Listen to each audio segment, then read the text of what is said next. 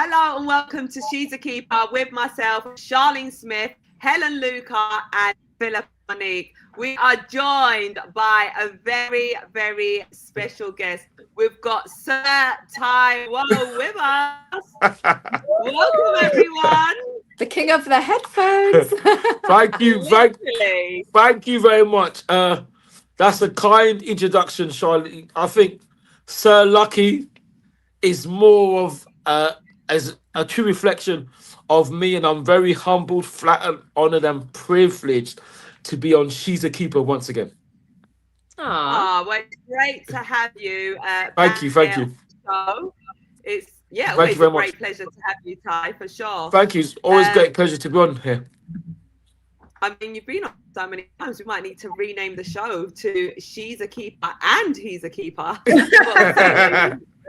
Well, that's nice. Well, that's nice. Like I said, you lot should be playing glamorous, Fergie, and and all that. I'm just lucky. I'm just lucky to be part of it. So You're part of the group now, I think. Thank you. Always have been. You have been. You've always been. Thank you very much.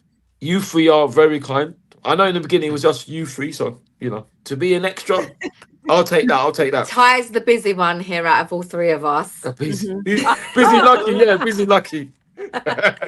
Everybody can turn up.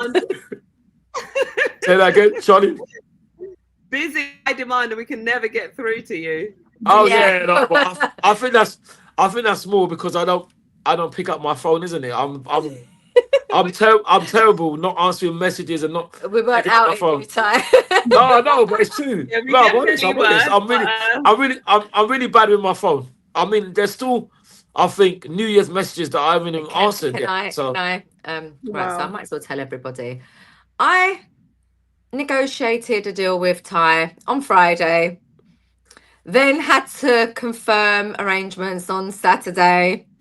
Can everyone guess when Ty got back to me on this matter? Urgent matter, not football, like work related. You got back to me this morning. Was it this morning? It was. Was it last night? Was it last night? You was calling this morning. Was it last night? It was last. The whole weekend football had gone past because you can't speak to this one on match day. Yeah, I think to this one on Sunday because our women were playing. That's right. Women were champions. And Monday he was obviously recovering from a great weekend of results. So there was no call then. There was definitely no call on Tuesday because the men were playing a very important game. Yeah. So obviously when all the business on the field was done, this one resurfaced to reality and life. I did speak to Charlene though, even though I haven't even answered her New Year message yet. Oh my God! Ty, how rude! I'm really bad. I'm really bad in messages. But I would say, like you said, okay. So from Friday till Wednesday is not bad then. If you haven't replied to Charlene since New Year's, yes, best. That's what I didn't know. I still have to reply. I didn't even know what happened to that message. But what is? I think Friday. I forgot about it myself. I think Saturday. So we've established you do not like your phone. No, it's not that. It's I'm just so lazy. But I think it's mojo. I'm not wicked though. I'm lazy, but I'm not wicked. So that too. Wicked and lazy. I'm lazy, but I'm not lazy. I think Saturday we had Leeds, so we left about 7, and then Sunday our women beat Corinthians women 3-2, and then Monday. What were you doing on Monday, Tyrell? Monday. This is giving me crazy. You got the under 18. No, I wish I was. There was something, but Tuesday, obviously, we had Chelsea in it. Yeah, Sunday. So there was 2 games because I'm under 21. So busy. Thrashed Leeds 4-0 like I meant, and I would have gone, and I would have stayed up in Leeds, but I watched that game because I went to watch our women win the world champion. We could just do a show on Ty's week. I mean, at this rate, it's been a great week. So, but I am bad. How was your week, Tyrell? It's been a great week. It's been a great week. I mean, I think, like I said, I think it's Drake that said. Obviously, other artists are available. 2000 late. That's what I am. I'm very late. I'm very late. You definitely are that. But as you guys just mentioned, our Arsenal women did actually win a trophy, and I saw that Pippa, you was also there as well. So congratulations to Listen, women. Absolutely, congratulations to Pippa, to your client. Yeah, congratulations. You made a big impact in that game. Yeah, that's one. Surprisingly, can I say? Can I congratulate her? That's one of the main reasons that I was there. Of course, everyone knows I'm an Arsenal fan. I was always going to support Arsenal women, but it was very special to watch one of our clients play against Arsenal. She plays for Corinthians and made a big impact during the game. So it was very exciting to be there. We all sat behind the dugout and she was amazing. So it was a good game overall. Took the game to extra time. Yeah. Obviously, I'm happy that Arsenal women won, but deep down, I'm not going to lie, I was hoping that she'd get on the score sheet and just give us a bit of drama. But other than that, I think she kind of did quite an extra. She added a lot of input to that game. She took it to extra time. No, who is your client then? I will tell you off air. Okay, fair enough. But then listen, big up Pippa. Okay, yeah, absolutely, yeah, it's lucky. But big up to Pippa, because the thing is, I don't know if you know Pippa. I don't know if you've seen Arsenal.com. What they did was, obviously no other channels are available except for AFTV and DR Sports, and she's a keeper too. But Pippa, I don't know if you saw Arsenal. Do you ever watch Arsenal.com? Sometimes, but rarely. Because no, because you know why they did social media reaction to us winning, and they showed your post. Women. Did you know that? Oh. Yeah, your post. You know, you posted about you said magnificent or something. They've actually got your message up there. Wait. Whoa. You know what I mean. If I had my phone, I'd show it to you. If we knew how to use these phones. No, to show. So yeah, well done, Pippa, because I don't know. I think you reacted or something, and they've actually got your message on Arsenal.com. Because you know they got the message for all the women. Where we get our emails from the club. No, it's on the actual thing. Because what it's got our women. It's got the social media reaction to our women winning, and it's got Pippa's post on there. What's that, on Instagram? No, on Arsenal.com itself. Probably said. Yeah. Ah, I'm gonna have a look because I don't even remember. Pippa will find it. They got you on there. I could send the link to you anyway. I'll send the link to you. Yeah, you know I appreciate that. Thank you. Yeah, that'll. No, it's all right. No, well done. I hope so. This guy can do everything when he wants to. I hope so. I mean, if I can listen to three radio stations at once, 2 radio stations, and listen to commentary and watch the game, I hope I could do that. You just dug your own grave there. No, I said I hope I could do that. I should be able to send it to Pippa to see her social. Yeah, they got your reaction on there, which I said, what? Big up Pippa, it's fantastic. That surprised me. That's fantastic. That surprised me. That's a Pippa, because Pippa's big, Charlene's big, Helen's big in this game, innit? So to be part of it, I'm very, very fortunate. The biggest tie. Yeah, you're the biggest at being lucky, Charlene. You're very kind. Oh, I've seen it. I was on that. You saw it now. I put on Chloe Kelly's post. That's right. Yeah. I got my comment there, basically. Amazing. Yeah. There you go. Excellent. That's brilliant. How did you even notice that? Oh, because I always watch. I always does watch not miss Arsenal anything. So I saw the reaction. I said, "Oh, there's Pippa." Oh. So you know, I try. Did it make you feel proud? I bet it did, didn't it? Absolutely. That when I see stuff. Boy, I'm gonna I see Pippa there, I'm gonna ask her. I'm gonna have to ask Pippa for an autograph and a selfie, man. Well, we're here together right now. Do you want a selfie now? Absolutely. But also, before we continue, big up to everyone that's in the chat right now. Absolutely. Thank you for joining. Rohan Sharma says hi to all. Ty, big fan, and it's Wembley time for us. We can. Hi, thank you very much. Yes, Wembley time. Let's hope we can. We're all getting scared that we might not be able to get tickets to go to Wembley. No, Greens Gooner says big up, guys. Big up. 60 million down the drain. Kai Havertz scores again. Yeah. Michael M. Dav says, "Is this a watch along?" It's actually not. It's not an actual watch along. Okay. It's not. They think we're doing a Man City Newcastle watch along. No, it's not. I mean, you know, it's not. It's not a watch along. No. I like to say, Charlene, Pippa, Ty, and Helen.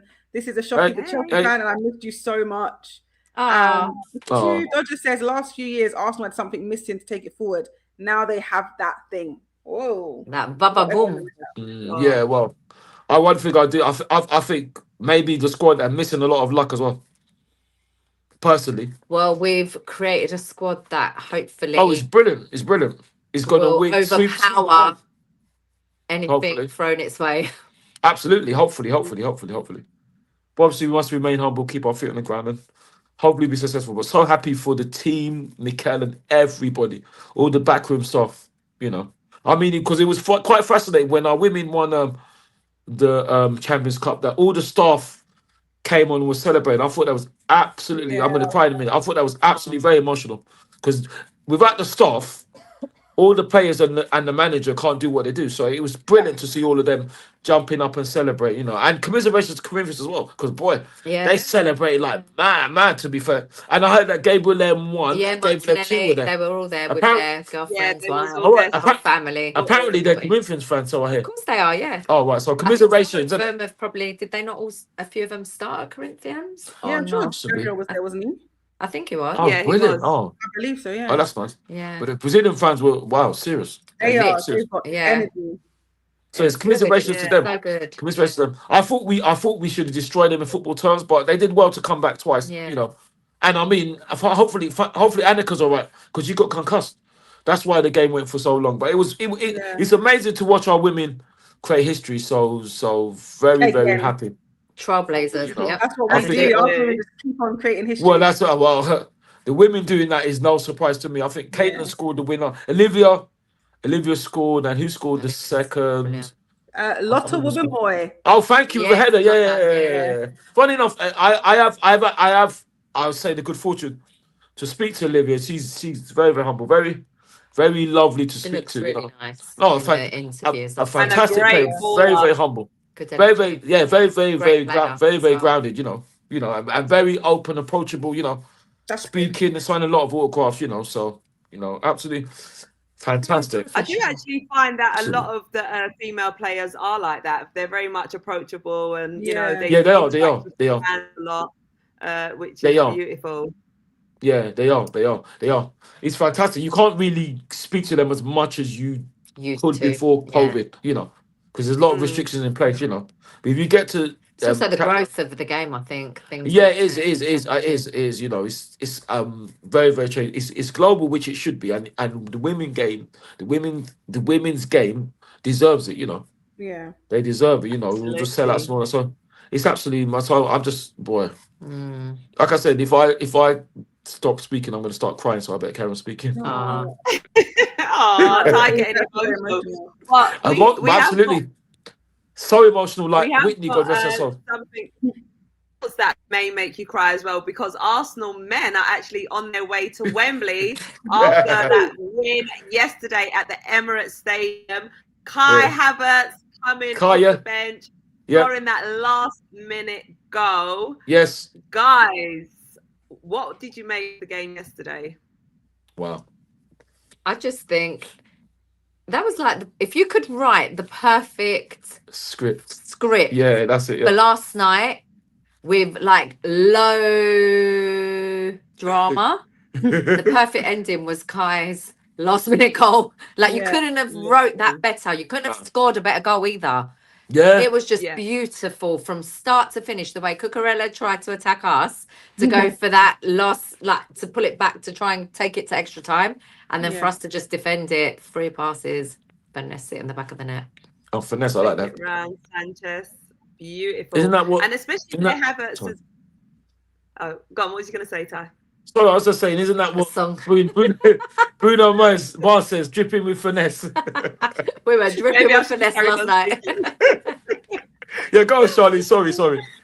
I think it was like a massive confidence boost for him as well, especially where he's been out with a long-term injury. He's returned.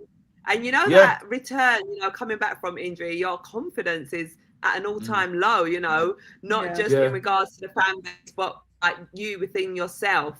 So for him to get on the score sheet in such a crucial match as well is huge. The team that sold him to us as well. Yeah. Exactly. There's just nothing sweeter. Yeah. No. And the fans that basically gave us his badge. Those fans that basically gave us the chant because they were the ones saying that's 60 million down the drain. Why have you come? Yeah, I know. Thank you for taking him. We don't want him. Oh, don't you? Yeah, exactly. I think he scored 3 and 5. But the funny thing is, though, this is all culminated from what I've seen was from the fact that he started against Tyra Almaty and scored, and against Leeds he played. I can't believe he's been out so long. Unbelievable in that number 10, false 9, whatever you call it, position. He was absolutely superb. And then he came on and scored. And the thing is, with him scoring, you're right, Charlotte, I am going to cry. It was very emotional to see all of the bench. Grab some tissues, please. I'm looking for them. Oh, I've spotted them. They're not far. It was brilliant to see all of the bench celebrate with him. It was a very emotional celebration. I thought it was absolutely fantastic. I mean, it was incredible. I don't know what to say. I was next to the Chelsea fans and I bet you had a field day there, Ty. not really, because I can't really say much. I have to be. I'm serious. I have to. You don't not say much of her. No. I have to behave. But it was interesting because Charlie said about the game. I don't want to criticize them. I'm happy that we won, but I don't think personally, without trying to criticize, Chelsea really never really gave a goal, because I thought they was going to come at us, and they didn't seem to. You'd think that they would have won. Yeah, Ty. Ahead. You've got to realise in the Premier League, everyone has so much respect for how good we are. They do. That they know they can't come and play us. Yeah. They can't come and play. Yeah. They come damage limitation. Yeah. So he's set up in a way that I think he did quite well, considering he went very safe and hoped he was going to counter attack, nick a goal somewhere to take it to extra time, try to get to penalties, because he knew. If he knew that he could come and actually beat us, he would have played different. And and he knew that if he went to penalties, that Arrizabalaga was going to go. There's a better chance. No, Helen, you are right, but I'm just thinking, and we said it, if we had played like that, we would have been slated.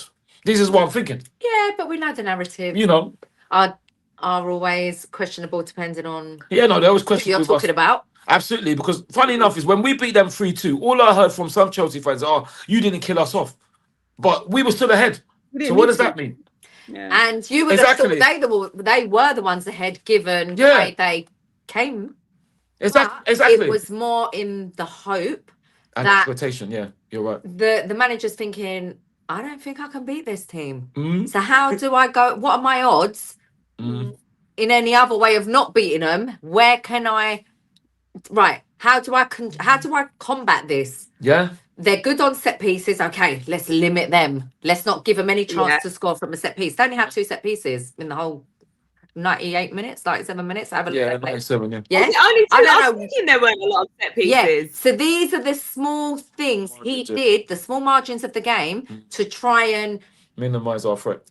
Challenge. I'd say challenge. So if we can limit that, we might win. Like if we can win or come really close to them in every single part and phase of the game management, then we've got a bit of luck on our side. Maybe the referee will help us. Because these little moments can change a game. So if we don't give them many chances to score, we sit back, we don't give them no space to take shots. We don't, maybe we'll win this. I just think that's how he was thinking. Yeah, no, well, I wouldn't make you wrong. It's like he planned out, He did. Best case scenario, worst case scenario.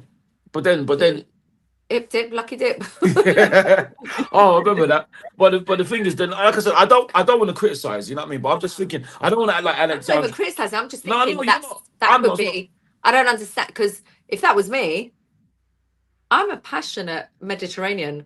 I'm not going to go that cautious. I want to win. I'm going all out to win. But I think if it was 0-0, we would have gone for it. And also, I'm thinking, I don't want to criticize like Alexandra O'Neill, but then. What happened to Cole Palmer and Esteban? That's what I'm saying. Why did they take so long? Bench. That's what I'm saying. That's what they're coming back. Yeah. Why does Cole Palmer never start against us? I don't know if you realise this, but since he's joined Chelsea, I don't ever remember. I have noticed that. He started once. He started once and he scored a penalty when they went 2-0 up. When what's his name? Mudryk. That was a few years ago. Mudryk chipped David, and their fans were celebrating until Declan chipped Sanchez, and then Leandro equalised. That's what happened. That's the only time. Yeah. Oh yeah, Mudryk, that's the time he started. That's the only time he started against us. It's like he's always skipping. I know. He's weird, isn't it? I feel like we've been lucky that he's always injured when we play him. Yeah. I'm really rating him. I think he's such a great player. Him and Esteban are their top hitters, and I'm surprised they were on the bench, to be honest. I think they're coming back from injury. Yeah, that's what I was thinking. Yeah, but I don't know. I'm assuming. Yeah, we don't know. But, listen, I just thought that we did what we had to do. Yeah. We did what we had to do. And I just felt we didn't really come out of first gear. I thought so. I feel like second. I thought we played in second gear. I really did.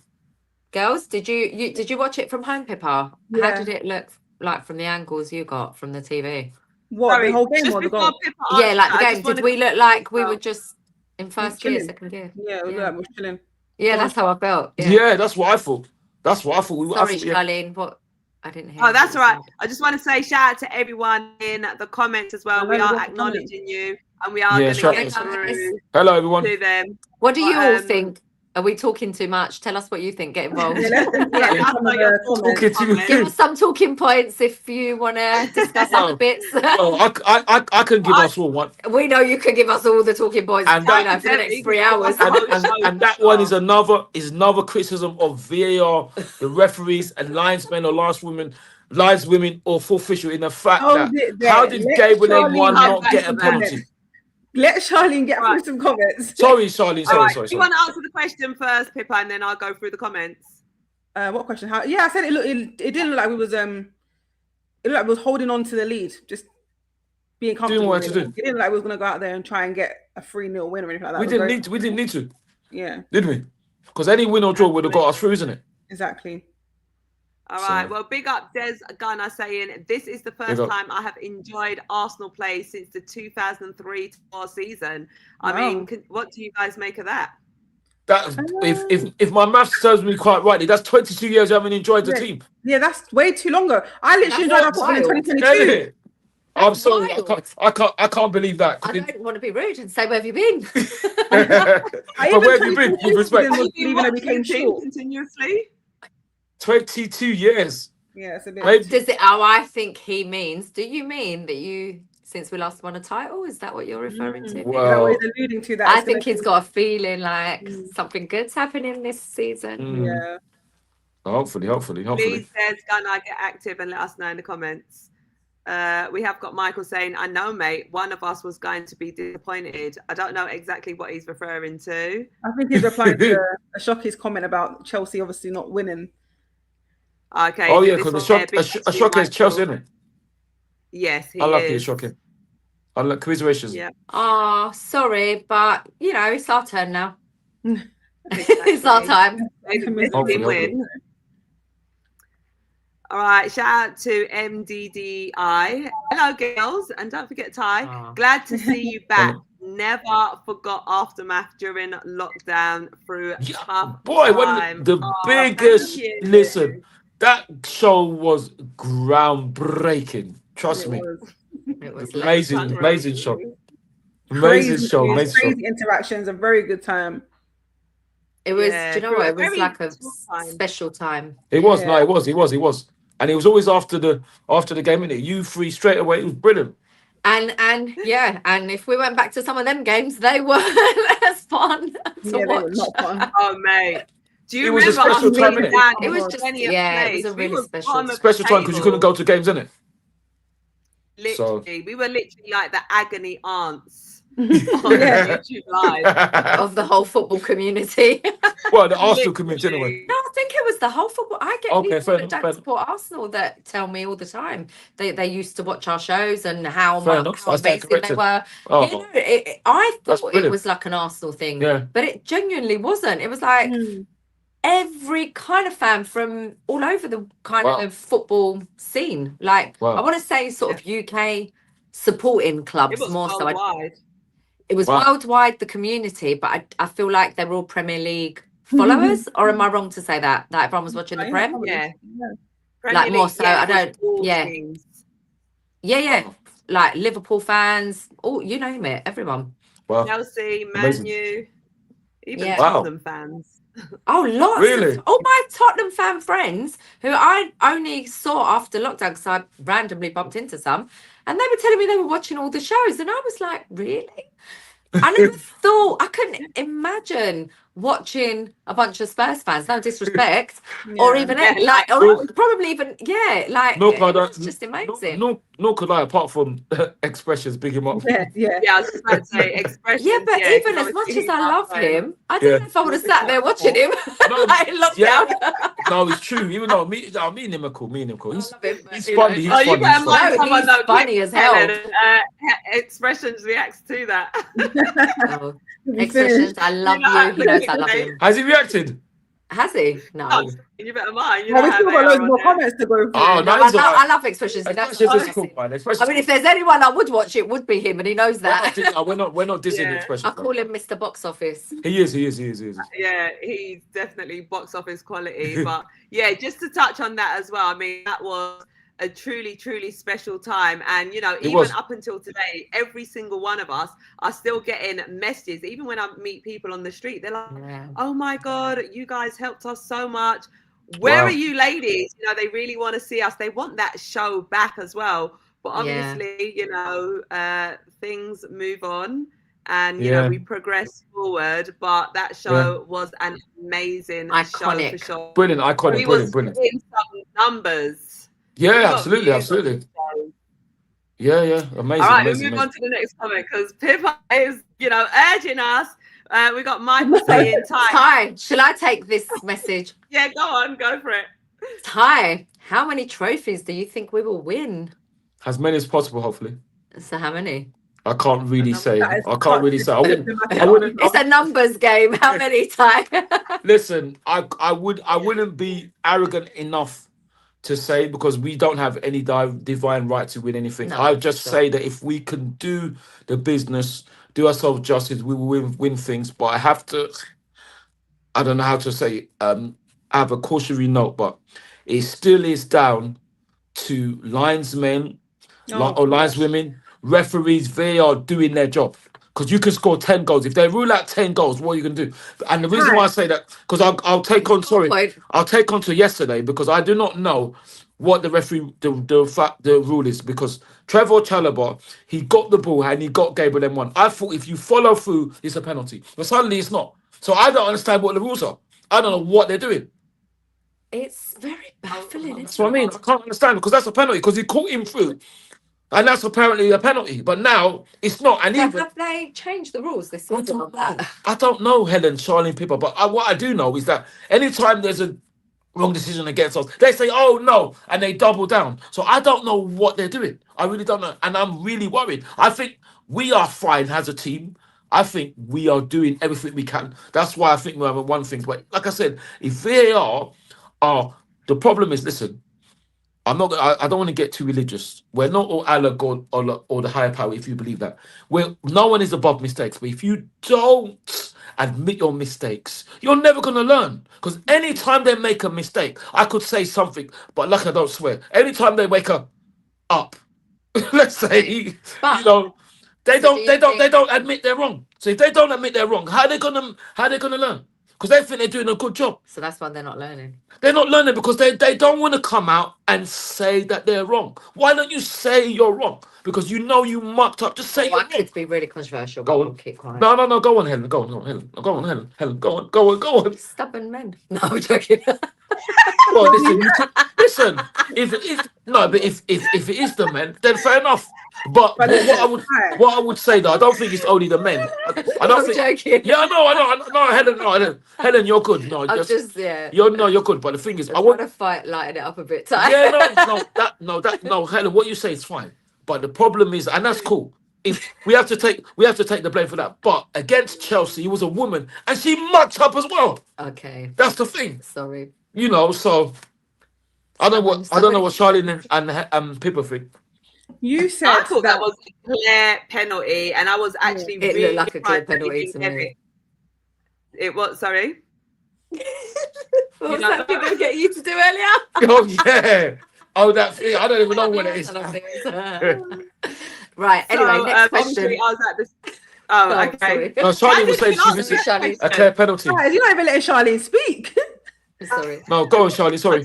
Maybe there's a slight delay or something. But yeah, I was at the ground, obviously, and my reaction was, wait, ain't that a penalty? Why aren't they giving it? Then when I came home and saw the replay, I was like, no, that's out of order. That should have been given. So yeah, I was disappointed with that. That's the comments as well. Was that a clear and obvious penalty in yesterday's game on Gabriel Martinelli?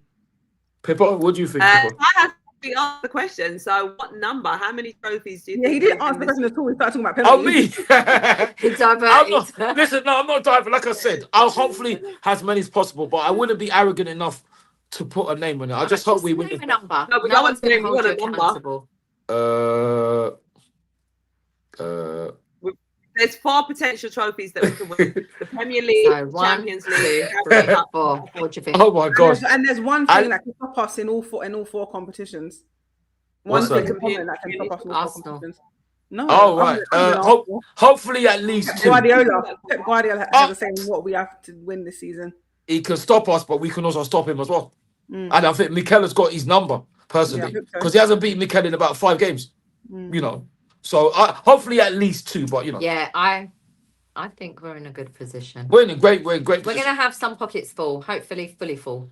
Absolutely, It's very that'd be great. frustrating that we have to play them so many times. So like potentially, depending on what happens tonight, we're gonna play them in the Carabao Cup final. Yeah, I think we're gonna, depending on what happens in our fixtures, we're gonna play them in Champions League, and then we're gonna play them again in the league very soon. Yeah, and then possibly FA Cup. Like it's like Pep, leave us alone, bro. But we're looking forward to it. Great position to be Exactly. But this is what you want, Pippa. This is what you want. Yeah. Because like I always say, there's no point getting there if you're going to be scared. Yeah. So we have to face. We have to embrace it. Fear Red nobody. Army. I just feel like it's very boring. Like, why does it have to be our competition in every competition? Do you know what I mean? It might not be that boring because they might not be. So they might get knocked out before they get to that point. If we win, we're assuming they're going to be consistent. Yeah. So far, they've not been that consistent. No. It's only because everyone else has been so inconsistent that they're there. Apart from us, we haven't been fully. We've been amazing, but like we've kind of had a few slips here and there, a couple of draws. Yeah. So you know, others have been dropping points more. All over the shop, which that doesn't always happen in a campaign. But also, credit to all the clubs involved. The level of games that everyone has been playing this season is a lot. So with all the international breaks, because it's a World Cup year, there's many factors. We're playing no break this year, boy. No breaks. It doesn't, and that amounts to all the injuries we're seeing everywhere. And I think that's ridiculous. It's not the only ones with injuries. They're about to play so many minutes. Like it's insane. Yeah, it is insane, and I can't understand why they don't want to look at a winter break at least. I don't understand. No room in the schedule for them but to have one. But they can cut it, and they've got to do something because unfortunately, money talks right now in football more so than ever. You know, it does talk, but I don't think you can carry on with this workload with players and hoping they don't break down. I think they're looking at other ways to help, like what Mikel's calling for is bigger squad numbers. Yeah. You know, like they're looking at ways because they know they can't really shorten the season. There's no gaps because you've got the World Cup, then you've got to start the next season. Like there's no room. The players only literally get 4 weeks off for the summer, which is nothing. Least, and they don't even have 4 weeks off because they've got to be back in like pre-season training. They've got to stay fit. So they're not really having a break. As much as everyone thinks they're living it large on yachts, you know. Then you look at players like Bernardo Silva for like Man City and obviously Declan Rice for Arsenal that pretty much play every minute for their club. And then in the summer they're going off to World Cup and they're most likely to play the most minutes for their and the biggest part of their international team as well. They're senior figures or key players in all these teams. And that goes for pretty much all the elite level teams. Most of their squads are all in one team around the world somewhere. If they're not, you know, in Europe, they're in. They could be South American, they could be African, they could be wherever. Everyone is at that high level. It's true. But then what I would say to that, what I would say to that then is that why did they have the World Club Cup?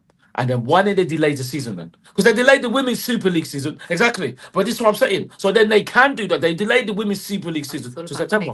But then having said that though, they didn't delay the league. And look at where we are. Because the league brings in a lot of revenue. That's the thing. That's what it's so. I think they can do it, Helen. They just think about the money. That's what I think. Yeah, no, of course, but they're not going to because of the money. So I don't. What is it? Oh, Jessie J. It's not about the money. Not about the money. Price tag.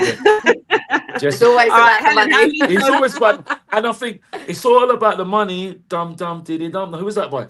I don't think it's funny. That was another one. Do you remember that? I don't know that. Sing a bit more. Maybe I'll recognise. It's all about the money. Dum dum diddy dum dum. I don't think it's funny. I can't remember that's why. That one. Sing it. It's all about the money. Dum dum diddy dum dum. Money. No, that's Jessie J. That's Jessie J. But there's another one. Baby. Obviously, there's a classic "Money, Money, Money" by ABBA. Money, money, money. You know, so in a rich man's world, yeah, in a rich man's world. All right, so Ty's going. He's predicting 2 trophies this season. Helen, what are you predicting? How many trophies? Right. So potentially all 4. Oh, I like that. I like that. Potentially all 4. Potentially, I would do that. Genuinely, not delusionally, genuinely all 4. I think as ambitious as that sounds, I think they're all winnable within reason, 100%. But 3 is what I'd ultimately love if we can't have 4. Mm. And I'll name you all 3 as well, right? Okay. Now. Yeah, go on. Go on. In this order. But it's going to be worse because it's not 3, it's 4. But obviously, the Carabao, because it's the first one we're going to be in that final. Yeah, and I want us to win it. Hopefully. Just to give the boys the belief, the addiction of winning. The addiction of that endorphin that is going to unlock that they have the superpower to go out and fear nobody and to go out and dominate the Champions League like they are. Come on. And then carry on consistent in the league and just go to the home stretch and wrap it up quick enough to enjoy a few weeks before they get to that final of the Champions League and bring that home. And the FA Cup, I would love, but I don't really care for that. I'd love us to have all 4, but I know that sounds so greedy so entitled and so people will slate the hell out of me for talking like this. Helen, no. But I genuinely believe in the squad we have. Listen. I believe in all the staff at the club. Exactly. I believe we can do it. And I'm not talking from like a delusional fan perspective. No. I'm talking from a business brain. I can see that I can see what we do. Forget all this nonsense in all half of these, group chats we're in or whatever we're in. Realistically, I think we really have a good squad and we should embrace it and enjoy it and not get caught up with the noise. Don't need to talk to people about nothing. We Absolutely. Need to enjoy. It's like people don't need to get obsessed with posting content non-stop. No. For me, enjoy the moment. Enjoy the journey. We've been through so much heartache in lockdown. True. Before, let's long ago. That's a good point. We couldn't go to football matches. Exactly. And I'm not even cussing the content community in football at all. But I'm just saying, for me, from a fan that was there before content and from a fan that genuinely grew up loving and enjoying watching my team and going to the stadium and supporting them. They need us now more than ever on this journey with them, and we need to back them, and that is why I'm talking so openly and passionately. Love it. And if we win nothing, I'll be upset, but we'll go for it. But that's not going to happen. That's not going to happen. I don't think so. Charlene, Pippa, what do you guys think? Sorry, my empowering talk is over. I love the passion and that belief in everything that you're saying. Because I'm proud of them up till now, and I think they haven't even got out of second gear, which is why I will talk so confidently. I think they don't even realize how good they are and how good they're still gonna be. They have not even hit third gear, and they're a sports car. They are the most luxury car right now on the market for me, anyway. If I'm gonna compare them to a car, and they ain't. When you've got a brand new car and you're scared to drive it, they ain't even gone on the motorway yet, or they ain't even, put their foot down. No, that's right.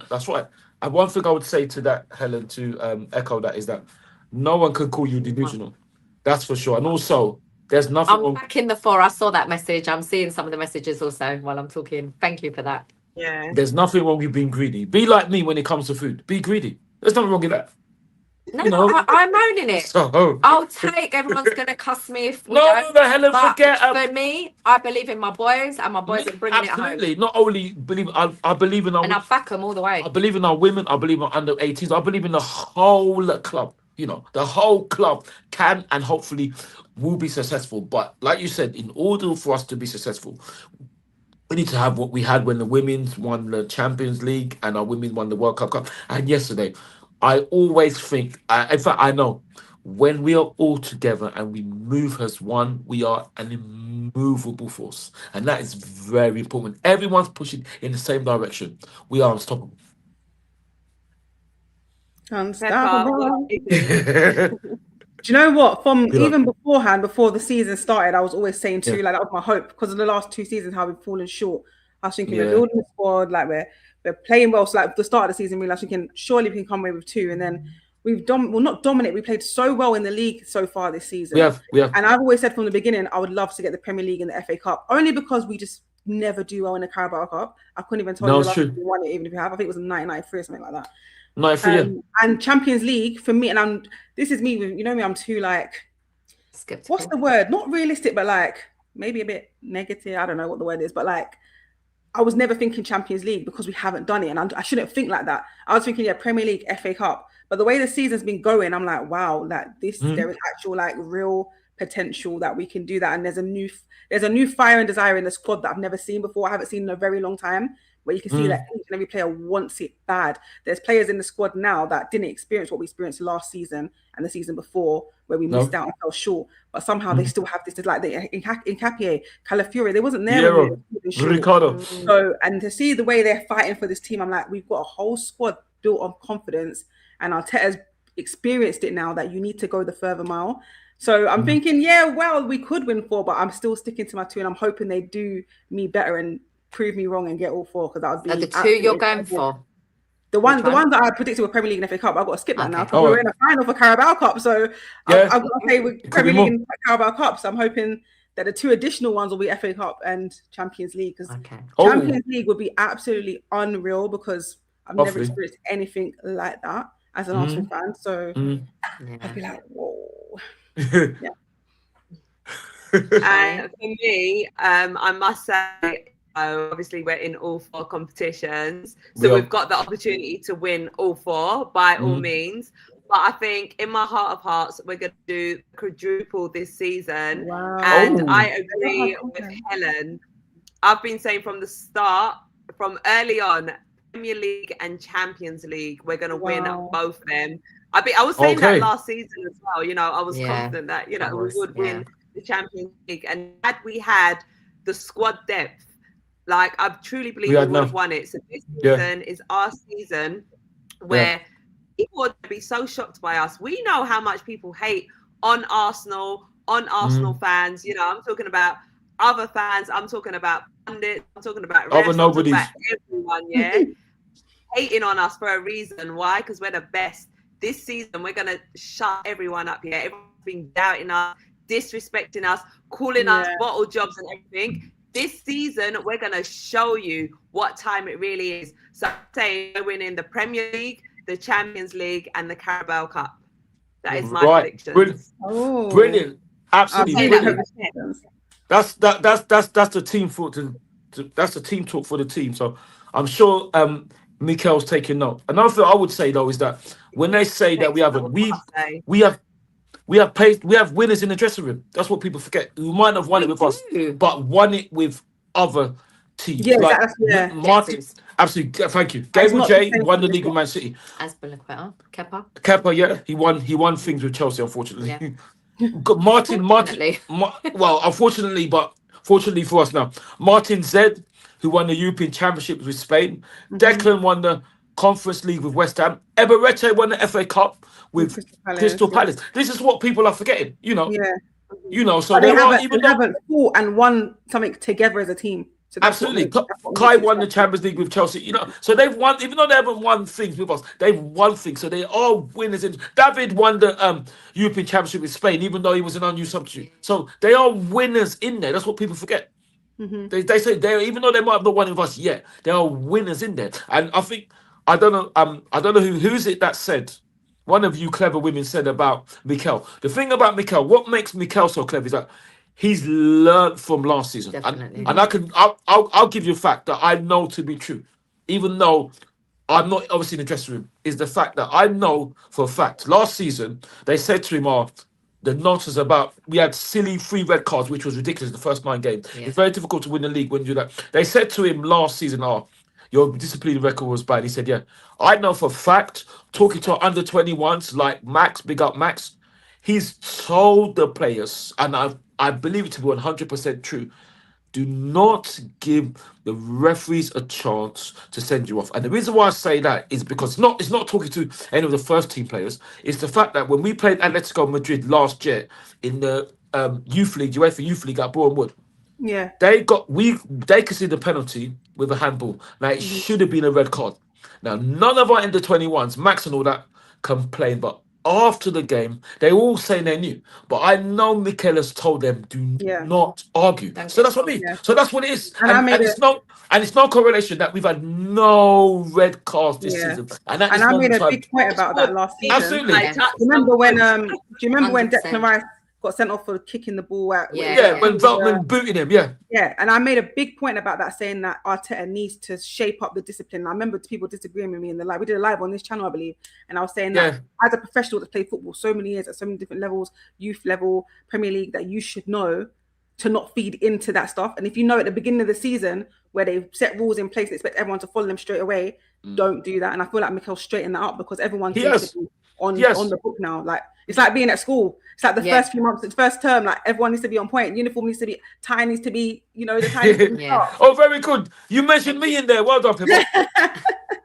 But you see it. Even when you're watching the game, the other day, who were we playing? Chelsea. Calafiori switched. He went mad. Gabriel. Oh, Leeds. That was Leeds. Yeah. See, even when they lose it, they click. Yeah, they do. Yeah. And they're like, no. Yeah. We've got bigger plans. Yeah, absolutely. Step back. Bigger picture.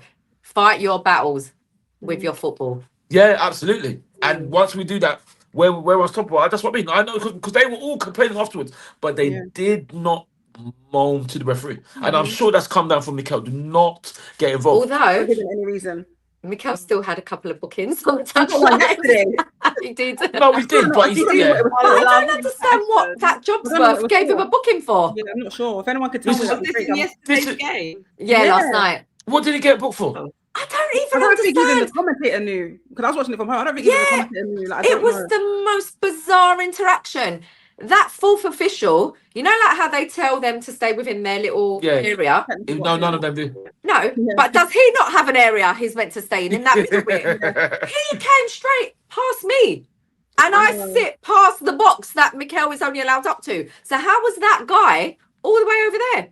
Bizarre. It is one bizarre. Rule for one, like you said, pointed out nicely. Yeah, thank you. How bizarre, OMC. Because that's what it is. Because that's what you should be playing. How bizarre. Because I don't understand. The referee now won't run the length of the pitch, but he ran the length of the pitch to book Mikel. He ran off the pitch to book him. I think he booked him. Was it for one of the? That's what I mean. I don't understand. For the penalty thing, maybe possibly. Yeah, but he's got right to moan because it's a penalty. In the rules, it's meant to be a penalty, but suddenly when it comes to us, it's not a penalty. I just don't understand. And listen. Great chat there. And what did they say? Great comment. What did they say? Could you say what they say? Fofana tears, Cucurella getting demolished by Madueke and Timber. King Kai goal, perfect game. Well, I'll just mention about. I'll just mention about well done to Kai. I just can't stand. So to me, Mikel's one of the most humble managers. Because if it was me, I would be moaning every chance I get. I'll be moaning and moaning. Actually, but I mean, Mikel's looking at a bigger picture. And one thing, with the Unai thing, I know I'm sorry to go off the tangent. For me, I'll say it's cool. I would never shake Unai's hand again if I was Mikel. Never. Pardon, what? Sorry, what? I can confirm. Why? Do not upset this one. Do not be silly enough to upset this one. Because he will never ever forget anything, and he holds a grudge. So he's got a grudge now with Unai for not shaking Mikel's hand What's all that about? after the Aston Villa game. What's all that about? You're saying you're cold. If you were cold, why didn't you wear hat and gloves? You didn't wear hat and gloves. What about that? Yeah, I was Mikel. I would say everything is cool. I would never shake your hand again because listen, I've done it in AFTV. To cut a long story short, I'm sure that's a song. To cut a long story short, I know basically we played a team that we should have beat, and I was there complaining about it. But even people saw the one. You remember people with a team that won't name when the man tried to start swearing at me? Yeah, you see, people was there that time. Did I say a word? No. Do you remember? I never said a word, did I? And he's trying to switch on me. So basically, we played the game, right?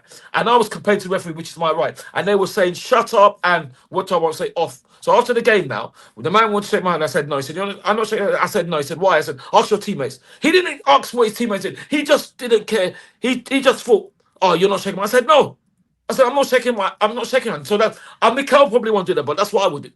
I would never shake Unai's hand again, because that's terrible. Just because we smashed them. Right, listen, guys, I'm just going to read through some of these comments as quickly as possible. Chaos says, Ty, I'll see you at the parade. Hopefully. Says, hopefully. And fluidity, we hardly had that before. This season, we have the never lose attitude. Yeah. Michael's updating us saying Haaland's on the bench for tonight's game, which is surprising. He's knackered, that's why. Mickey says, I think we can win all four if we stay focused. Let's stay humble and go game by game. 100%. Rohan says we can bring them all quadruplers on. Let's take them game by game, finish on top. Michael said I'm hoping 2, with 1 being the Premier League, but we own all 4 and we're in with a chance. Yeah. I want the Carabao Cup to build the excitement. Yeah. Dodger says you want the league in CL. I don't think he's an Arsenal fan. Dodger say who you support. He says you want the league in CL. Yes, I do. Yeah, you're damn right, we do. Michael said I want to see Wenger at the stadium when we win the trophies. I love the confidence. Hopefully. Let's enjoy this season. They seem to have standards now. I was surprised in a great way by the reaction last night at the end of the game by the fans and players. And I wonder who's appeared more times on TV during Arsenal matches, Helen or Ty. I don't know. I saw him on the Leeds game. He was like sat right. Yeah, I saw myself, which was a bit mad. I think someone sent me that. I was at the front. I saw it in the channel, which I won't name. So okay. But you know, they said about me Arsene. Arsene was actually there giving out. He actually where's that? Oh, at the Champions Cup, and he gave he took a picture and gave the trophy to Rene. So that's absolutely mad. Rene. That's heritage. And he awarded Frida Marlon Player of the Tournament. Yeah, that's right. That's right. She deserved it. She did, and the funny thing is, Rene. Sorry to cut off on a tangent. Really like Rene. She was academy player. That's mad. Beautiful. She's in our academy, and look at what she's doing now. It's incredible. So I just think she is one of the best managers in football. Full stop. She's done so well. Such a breath of fresh air. Yeah. Such a breath. I just love her aura. Yeah. No. She's absolutely brilliant. Very, very, very humble. Speaks well. Just fantastic. Good professional. Good person. Brilliant person. You know, like you just want to see more people like this in the game. You do. In life, you know. Yeah, no, you do. No, that's a great point, Helen. I just think she's amazing. You do. Because it shows that nice people can be at top. You don't have to be horrible, arrogant, you know, to win. You know, you can be humble, down to earth, and still win. Why not? Here's room for conversation, because the dog get the banners out says she is brilliant, but for me, Emma Hayes has to be number 1. Number one has been one of the biggest disgraceful people in football. Emma's phenomenal. What she's done. She's won everything. And look how well she's doing now in America. Yeah, but what she did have you seen Ty? Not that you'd probably care in it, but she has individual handshakes with her players in America and the American team. That's so dope. Like when they score, they come over to her and they got individual celebrations. And they do little dances and stuff. Yeah, it's so lit. You got to see it. I haven't seen that. And listen, she's done well, but I cannot forget what she did and what she said, which I won't go into. Was disgraceful. Cut. Right, guys, remember I told you this guy don't forget nothing. No, hold the grudge. So Emma, we love you. It's not personal. No, I don't love her. I don't love. I used to tell her I don't love her. I can't respect that. And the thing is, like I said before, I say again, we're not all the creator. When you do things wrong, Why don't you apologize? But you're not apologizing. You're saying she basically shoved Jonas. Yeah, but Jonas might have deserved to be shoved. No. She shoved Remember, Jonas, and then she started going on about male aggression. But what did Jonas do to provoke? He didn't do it. That reaction in her. No. Helen, he won. That's what he did. You know it was because of that. No, yeah, he won. How do you know? Because that's what she's like. You think that's what she's like? That's what's like. When Chelsea lose, you see a different Emma Hayes. That's what it is. She tried to turn it, and the thing is she passionate like you? Yeah, she's passionate. But if we lost, I wouldn't start blaming female aggression. You might blame the referee. Yeah, the referee, but not female aggression. The thing, and also when it is. Yeah, but what she did was right. And the thing is, I don't want to start getting political now, and I'll be careful what I say. But I had to say that. I had to say, when she said male aggression, I had to say, do not trivialize that, because as we know, there are real victims of this. Is what I don't like, because that's a terrible thing to equate the two. And she didn't get punished. You can't speak like that as a manager. You cannot, because a lot of people are listening. When you're saying that, it's ridiculous, and I can't respect her for that. And she wasn't charged, and she wasn't made to apologize as well. So you know what I mean. So that means I can say what I want. Then I can start blaming anybody. I can start saying, "Oh, anyway, I better be careful." I can start. You better be careful. Yeah, no, I can start. You got a woman next to you, right? Exactly. I can start criticizing. Yeah, go. What do you say, people? No, how can you say that? Say what? About Emma? Then repeat it. Come on. About Emma. We're going off one now. I can't respect. I can't respect that. All right, no, that's fine. You don't have. You've lost respect for her because of her excuse for why. And the thing is, if she'd apologized, it's over. But you didn't. You start reciting about 1930s poems. All right. So she is so can good. We agree? There were talks of her becoming one of the first female managers in top flight men's football. Yeah. I was going to say, can we not just agree? Forget that one incident that has got you so upset. One, Helen. All right, 2, 3, whatever. Yeah. Can we agree, though, that she is the best football manager so far we have had in the WSL and to date in the women's game? Absolutely not.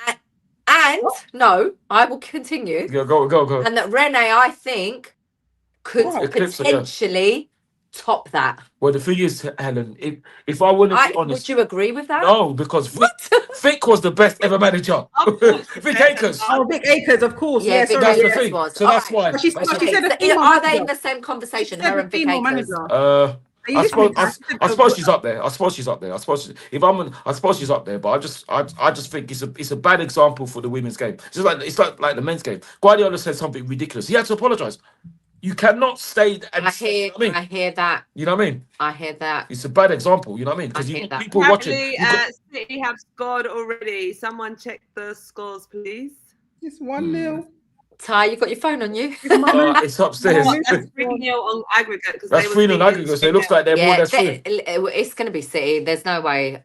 Well, there is a way because to be fair, Chelsea were getting beat 2-0 by West Ham and they beat them. So anything can happen. It's still very early. Yeah. But I would be almost certain that it's going to be an Arsenal City final.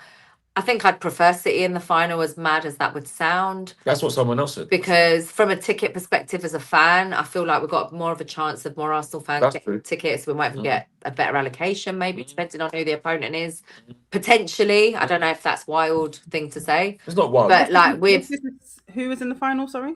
If we play Newcastle, they're a big fan base. They're going to fill up. Their actual fans will buy every ticket. So I feel like as Arsenal fans, we're going to get less tickets. Whereas if we get City, I'll keep it real. Half of it's going to go to corporate. The other half will go to the fans. There'll be loads floating around for more Arsenal fans to get hold of tickets. That's how I'm thinking, but that's how I'm talking. I'm keeping it real. No, you're keeping it real, girl. You say City ain't got fans. I've been having conversations, emails, texts all day about Helen. How are we going to get tickets to go to the final? Why is everyone worried about the tickets? Isn't it not they're rattled because half of the overseas fan base want to see Arsenal in the final that they can get to. People I know are booking their flights already. They've booked flights. You heard some of my voice. Yeah. All day. They're coming to the UK. They've booked from the 15th to the 25th to come to London because they want to catch these games. We've got a Champions League. Like, it's so strategic because people are booking trips to London to watch Arsenal. Well, but we will find out either tomorrow morning what the allocation will be like at who gets the tickets. So surely it's going to be based on points. Yeah, it should be equal. Oh no, Arsenal. Yeah. It will be, but the right, problem guys, is as well. Oh, go on, Ty. Sorry, Shani. The problem is that about 70% goes to corporate, so only about 20-30% goes to the fans. Yeah, and but I that's don't understand why I'm thinking the corporate tickets that go to corporate. Let me sit with the corporate. 30% will end up in Arsenal fan hands. That's the difference. Where if it's Newcastle, ain't gonna be as easy. No. Just saying. No. You're right. Because their fans are. Yeah, they're on it like ours. Yeah, they would take all. I know they will. So yeah, I'm talking from a just fan perspective, nothing more. Ty, this guy's asked this question 3 times. Can you please answer him? What question is that? Ty, but do you remember Malcolm Ebiowi? I think that's how you say his name. Wicked talent came through Hale End. I don't. So this was between 2015 to 2019. Oh, Malcolm. I think he's at Palace now or something. Youth player. Oh yeah, I think the name rings a bell. Yeah, the name rings a bell. The name rings a bell. The surname rings a bell. I'm not sure because I would have only seen him. I don't know if I might have seen him at Bournemouth, but it's very difficult to get to under 18 games unless they play. His face looks familiar, but I don't know the name. According to Google, he's 22. English professional, last played as a winger or forward for League One club Blackpool. And he was at Arsenal from 2015 to 2019. He started at Chelsea. He looks very familiar, but I don't know that. I must know him. I must know him. I know the face. Let me show you the face. Okay, I probably used to chat to him. So. Yeah, he'll know him. Yeah, he looks familiar. Yeah, he does look familiar. He does look familiar. Yeah, he does look familiar. There's so many of them. So yeah, probably do. Wish him all the best. Was it at Blackpool now? I think that's what according to Google, or last played at Blackpool says. Okay, well, wish him good luck. Yeah. All the best. Michael saying Helen and Ty need their own show. Isn't it? No, what you saw? What we should break away from? She's a keeper. I don't know about that. Never. I don't know about that. Exactly. No, listen. I've been added to She's a Keeper. Yeah. So I'm not going to pull Helen away. No. That's kind of you, but no. It's 4 of us or none of us. You know what I mean? With respect. No, it's 4 of us or 3 of us because it started with them 3. So I'm just an extra. So you know what I mean? If they want to do 3, who am I taking? So you know what I mean? It's those 3 do what they want. They can add me, they can get rid of me. That's fine. It's fine. I won't even scream. I mean, in football terms. In football, I mean, I won't be annoyed. Is what I mean. It's just slag. So I could say that more of Wembley than City. I mean, what do you make of that? Oh, that's very kind. I don't know about that. You're very kind. This guy doing a stand-up show. You're very kind. I don't know about that. That's very kind. Serious? Have you never thought about that? Because we've discussed you to be an amazing music producer before. Oh, you're very kind. You're a stand-up comedian. Boy. Also, stand-up. You're so quick with your one-liners. Music, one-liners. Like, surely that's a talent in itself. You're very kind, boy. Well, listen. I don't know. Listen. Yeah, unless people don't mind me talking about dinosaurs like Tony Pulis and Sam Allardyce and Phil Brown, and then no, I don't know. Stand up. Just to win. Right now. I'd love to ask a question and get your thoughts on this. I don't know if it's just me, but has anyone else listened to some of the press conferences and some of the questions from the professional media reporters asking Mikel questions? 100%. What on earth is going on at the moment? I am absolutely gobsmacked and astounded by the audacity and the manner in which the most pathetic questions are being asked. Like, genuinely. What was the one that was viral another day? Was it the one about Paul Scholes? Nonsense. No, I don't believe. What was that one? There's just so many bad ones. Yeah. Because what it is, Helen, is they want to rattle Mikel because they can see. That's what it is. But I do not understand the relevance of the line of question. Firstly, absolutely irrelevant. Yeah. It's got nothing to do with the game because it's a pre-match press conference. It's not just like a social podcast like this where we can discuss whatever we want. Exactly. It's not that at all. It's a pre-match, sensible, you would hope, professional question, and they're asking him absolute garbage. No, please remember. Garbage. I can't remember what it was. And I was just like, oh. It was a question about, what was it? That no one thinks you're going to win the league because you bottle stuff. Along those lines, yeah? And Mikel was like, well, people can say what they want. Exactly. Saying that. Something like, not that. Can't recite it completely. I scrolled past so quick because I thought, what is this rubbish? Yeah. But yeah, I had to re-watch it because I was like, am I actually bugging out on the rubbish I'm seeing right now? Anyway, he then went on to say, leading on from Mikel, dismissing it completely, trying to shut it down. He was like, well, like who or something? I don't know. There was one member at the beginning of the season. Mr. Paul Scholes of Manchester. Like he's some authority figure, firstly, right? And I'm thinking, you've just clickbaited some little piece of some YouTube irrelevant show, no disrespect, and actually presenting it to... I'm just sorry. Well, I was just gobsmacked. It's like them saying, "Oh, Helen Pipper and Ty think this." Like it was like literally that for me, and I'm just like, "Wow, is this what the mainstream place has come to?" I mean, not what I really had in regard for it in the past. They're all trying to get different stories because if you notice that, but how is that a different story? It's been run off every content page on Instagram. Listen, Helen, I listen. My children often as well. Yeah. What do you mean? Cutting up those videos, clipping stuff off YouTube, and just making funny memes, content, whatever you want to call it. It doesn't surprise me, Helen, because what they're trying to do now is rattle Mikel. If we were not doing well, you can be sure they won't answer those questions because what it is Mikel. That's what I mean. He's the most humble. I thought his answer was fantastic. He's brilliant because you cannot rattle him, and with him as well, he's a lot nicer than me. Because when I go in on people, he is a lot nicer than you. Go verbally, he's always super respectful to team. But they just want to rattle him. That's what they want to do, and they can't. Because he's too clever. He's too clever. He does get a little bit angry like you in matches. He does. See, he sits right in front of me and gives us some stern. Yeah. But that's fine. That's fine in the mode. That's fine in faces. That's fine in the mode. But emotion in the moment. Yeah, brilliant. But that's fine in the mode. But I know because the thing is, they ask Mikel all kinds of nonsense that they would not. I'm just wondering, what's your thoughts, ladies, on that? Yeah. Do you know what? From a professional perspective, not from a fan perspective. Yeah. From a professional perspective. Because there's been times where I'll be listening to the press conference and I can't pinpoint a particular question that they've asked right now. But there has been quite a few times, more so recently, where I'm like, did they really ask that? And I did actually think, what was the relevant in answering that question? So, that's been quite a lot recently, but I can't actually remember, what the question was. But I found it so irrelevant.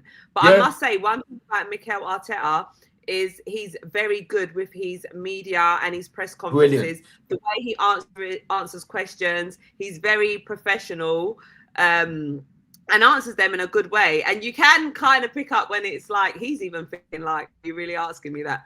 But he answers it so well. But I've been really surprised by some of the questions I hear. And even to Pep, it's not even just to Mikel. I've been seeing it to everyone. No, Pep's reaction's so different. Yeah, because he's because Guardiola's rattled.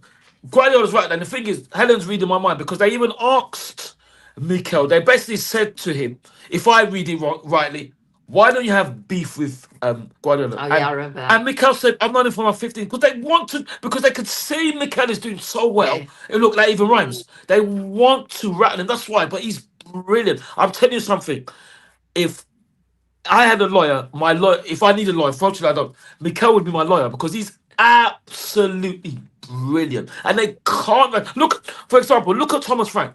Thomas Frank fed into Ebereche's question about Ebereche. He said disgusting. They could never catch Mikel like that. That's what they want because they know Mikel's doing something. So they're thinking, how do we rattle him? That's what they want because they want. You can see they want him to be at Guardiola's throat. That's what they're doing. But Mikel is very single-minded, very driven. And when you're like what Mikel is, and you're humble, you are super humble. You're brilliant with it. You're gonna win, and that's what they see because they don't want him to win. I think. Just to answer your question, Hells, about the mad questions that they ask in press conferences. So coming from my perspective, being in a press conference room many times, like there's lots of journalists in the room from different broadcasters, different publishers, different channels, whatever it is, and you don't all want the same story. If we're previewing Arsenal v Chelsea and all the journalists ask the same questions about the players, the bench, the injuries, cool, that's all good. And then the main broadcasters get first pick. They get to speak first. So like Sky Sports, your BBC Sports, The Guardian, The Telegraph, they normally get, and Arsenal, of course, so Arsenal have their own press, so Arsenal.com, they get to ask questions first. And then it's open to the floor. And it's a bit like, if you're sat there, and let's say, for example, you work for, I don't know, she's a keeper, and you're sent by your boss to ask questions for Mikel, and you haven't got a question because it's already been asked, you've now on the spot or whatever got to think of something because you've got to bring a story back to your employer. And it's like, well, they've already asked about Kai Havertz and they've already asked about Cole Palmer. So what should I ask? What did you have for lunch? Just some bullshit, but language. And I get it because there was a time I was in the West Ham press conference, and annoyingly, I was the last one to ask a question. I was thinking, oh my God, what am I going to bring back? This is when I was working with Sky Sports. I was like, what am I going to bring back to them? I don't know what to ask. And I did end up asking something, but I felt like it was such a dry question, but it had to be done. But I do feel like some of them are going a bit too far left and out of the box. But they're all doing something to get a different story because you can't all have the same article. Yeah, I hear that. And I totally understand that. But I just find that they're really, really picking on, number one, they're trying too hard. And that's like the nice side, if I'm going to look at it like that. But on the flip side of this, I feel like they're bullying some managers. I feel like it crosses a code of conduct and an unprofessional safeguard almost.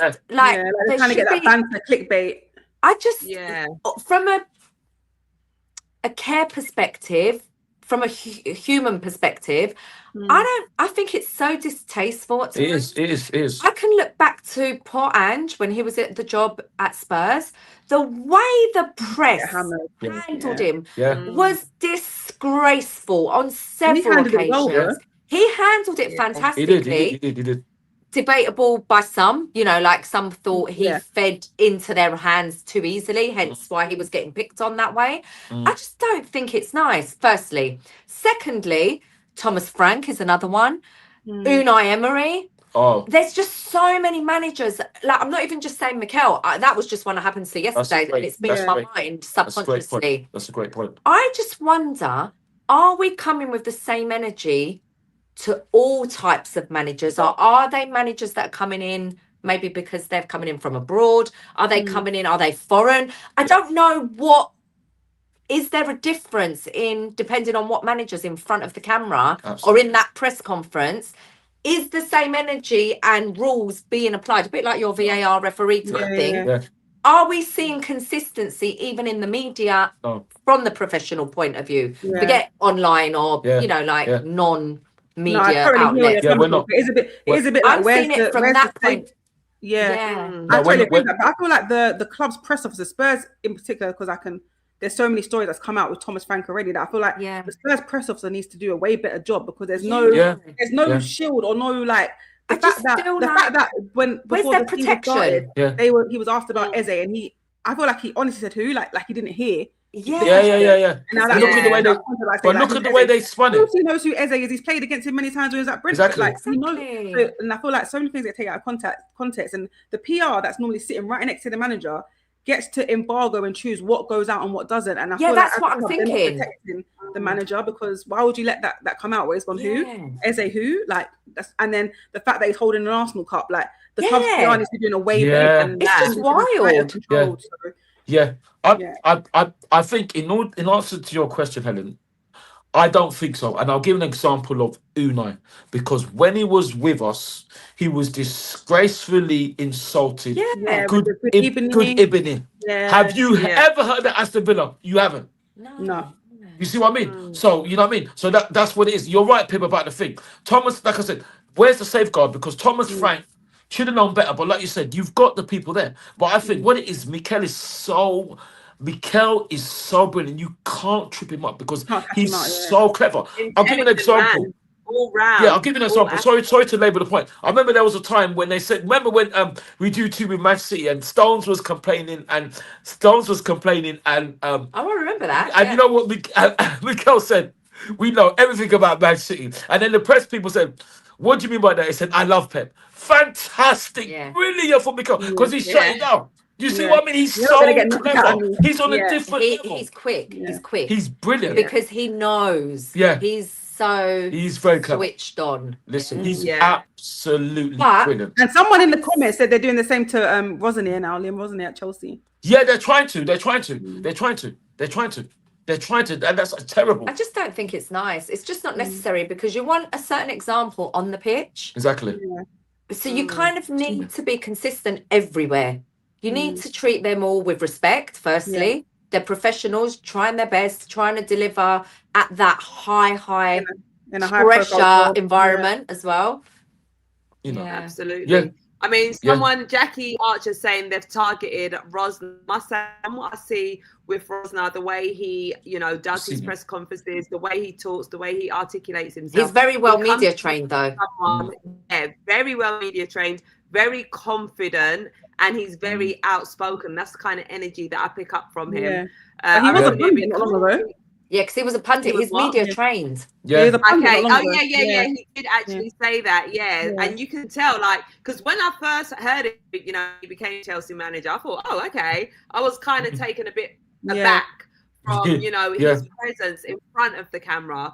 Because often, when players and managers are being interviewed, you see that little shift kind of, whereas he was so confident. I thought, okay, this guy's coming with some confidence here. Yeah, no, it's true. I just think they want to trip. I just think they want to trip managers up. That's what I think. That's the only thing I think. I agree with that comment. Yeah, 100%. Because at the end of the day, as much as you have star players on the pitch and everything, the manager kind of is like the face or the spokesperson for the brand. Absolutely. Yeah, of the brand. So if you get the manager to trip up in an interview and say something unworldly, like it could be the smallest thing. That's it. You've got a headline that everyone's talking about it for the next couple of days. Absolutely. And you've done your job because you're spreading the news and everyone's talking about it. Absolutely. And what does it lead to? It happened to Maresca and it happened to Amarim. Them the sack. Can you imagine? And the thing is, what is so interesting? They were going on about this manager's going to get a sack. This manager's going to get a sack. And when he gets a sack, we're sorry, he lost his job. But it's like they hound him out. Yeah, it's unbelievable. I just think they're glorified bullies and they get away with it. And it's pressmen and women, mostly pressmen, who insult managers, insult players, and insult clubs and say, "Oh no, we're not insulting them." I mean, the famous one, which I thought was terrible, was when they called Graham Taylor a turnip. That was terrible. Yeah, when he's the manager. Yeah, Graham Taylor, isn't it? Yeah, I remember. They called him a turnip. He used to abuse. I don't know if he's. I think he's dead. God rest his soul. Yeah, the way the press feels so entitled to speak about people, about their appearance, about in other workspaces, you cannot do that. You can't. Like you really can't. And I'm just horrified in this day and age that it's still, just enabled. It's unacceptable. Steve McLaren, the Wally Nabroli. What's all that about? These are personal insults, and they're getting away with it. Not even like. Yeah, and we can't even say what they called us. As a child, did you know what I used to call our England goalkeeper because of the media? Which I literally end up thinking was his middle name. I remember I was young then. David Calamity James. Yeah. Oh, wait, you thought that was his name? Yeah, I remember that. But they used to use it so much that the media can spin anything. And they used to tell me, why they always, remember, I'm just a young girl. I'm like, why they always call him David Calamity James? Like, you don't realize how damaging or how successful you can make someone with your headlines and your stories. Exactly. It's like that's what they're trying to do. It's either go really wrong or really bad. That's disgraceful. It's disgraceful. Just, and it happens all the time. For me, it's just a topic that I feel goes really under the radar. It does. It's like, oh, this is the norm. It does. Why are we living in a society that this is okay to be the norm? Exactly. I think that's okay. And yet they think so what do they expect fans to say to players? That's my point. Or even they'll talk about, oh, if we talk in a certain way, which rightly so, in stadiums, there's a number that you should be reporting these people. Yeah. Why are these people running the headlines okay to behave like that? Exactly. Right, maybe they're not saying it in the same way, but, you know. Listen, just sets the bad tone, doesn't it? It does. One of the worst things I saw was when there was a certain game, they mentioned the war. Can you imagine? They mentioned the war. What's the war got to do with football? They mentioned the war. I won't mention the name. I'll tell you off air. I won't mention the paper, but they mentioned the war. This is how deep they get. And these are disgraceful things. Why are you allowed to mention, like you said? But they run under the radar. They can say anything they want. They can slag off managers, you know, and try to put in a headline. It's disgraceful. It really is disgraceful. And they do it all the time. And that's what I mean. I don't see anything being done about it. Hopefully. Moving on now to another note, but you guys have all made some really bad points on there. We've got Ian saying, suddenly appeared on my YouTube feed, miss those COVID watch-alongs, feeling nostalgic. Pippa, Helen, Charlene, and the legend Ty, and legend himself, Ty. Oh, listen. One more thing. I love how Helen talks. Love from Kolkata. He said he loves how you talk. Love back. Oh, that's nice. That's nice. Listen, sending your love back. Legendary Lucky. I'll tell you something. What I don't miss COVID. I miss the watch along, but I do not miss COVID. With respect, you know. Yeah. What do you miss about the watch along, Ty? Oh wow, the fact that it was just a different time, isn't it? Because I remember one fantastic thing. When me, Pippa, and Robbie started singing. Zim Zimmer, who got the keys to my Zimmer? And that disgrace, I call him out. And Lee Judge said, who is that? You remember? And Lee Judge said, who is that? Can you imagine it? He said, who is that? You remember, Pippa?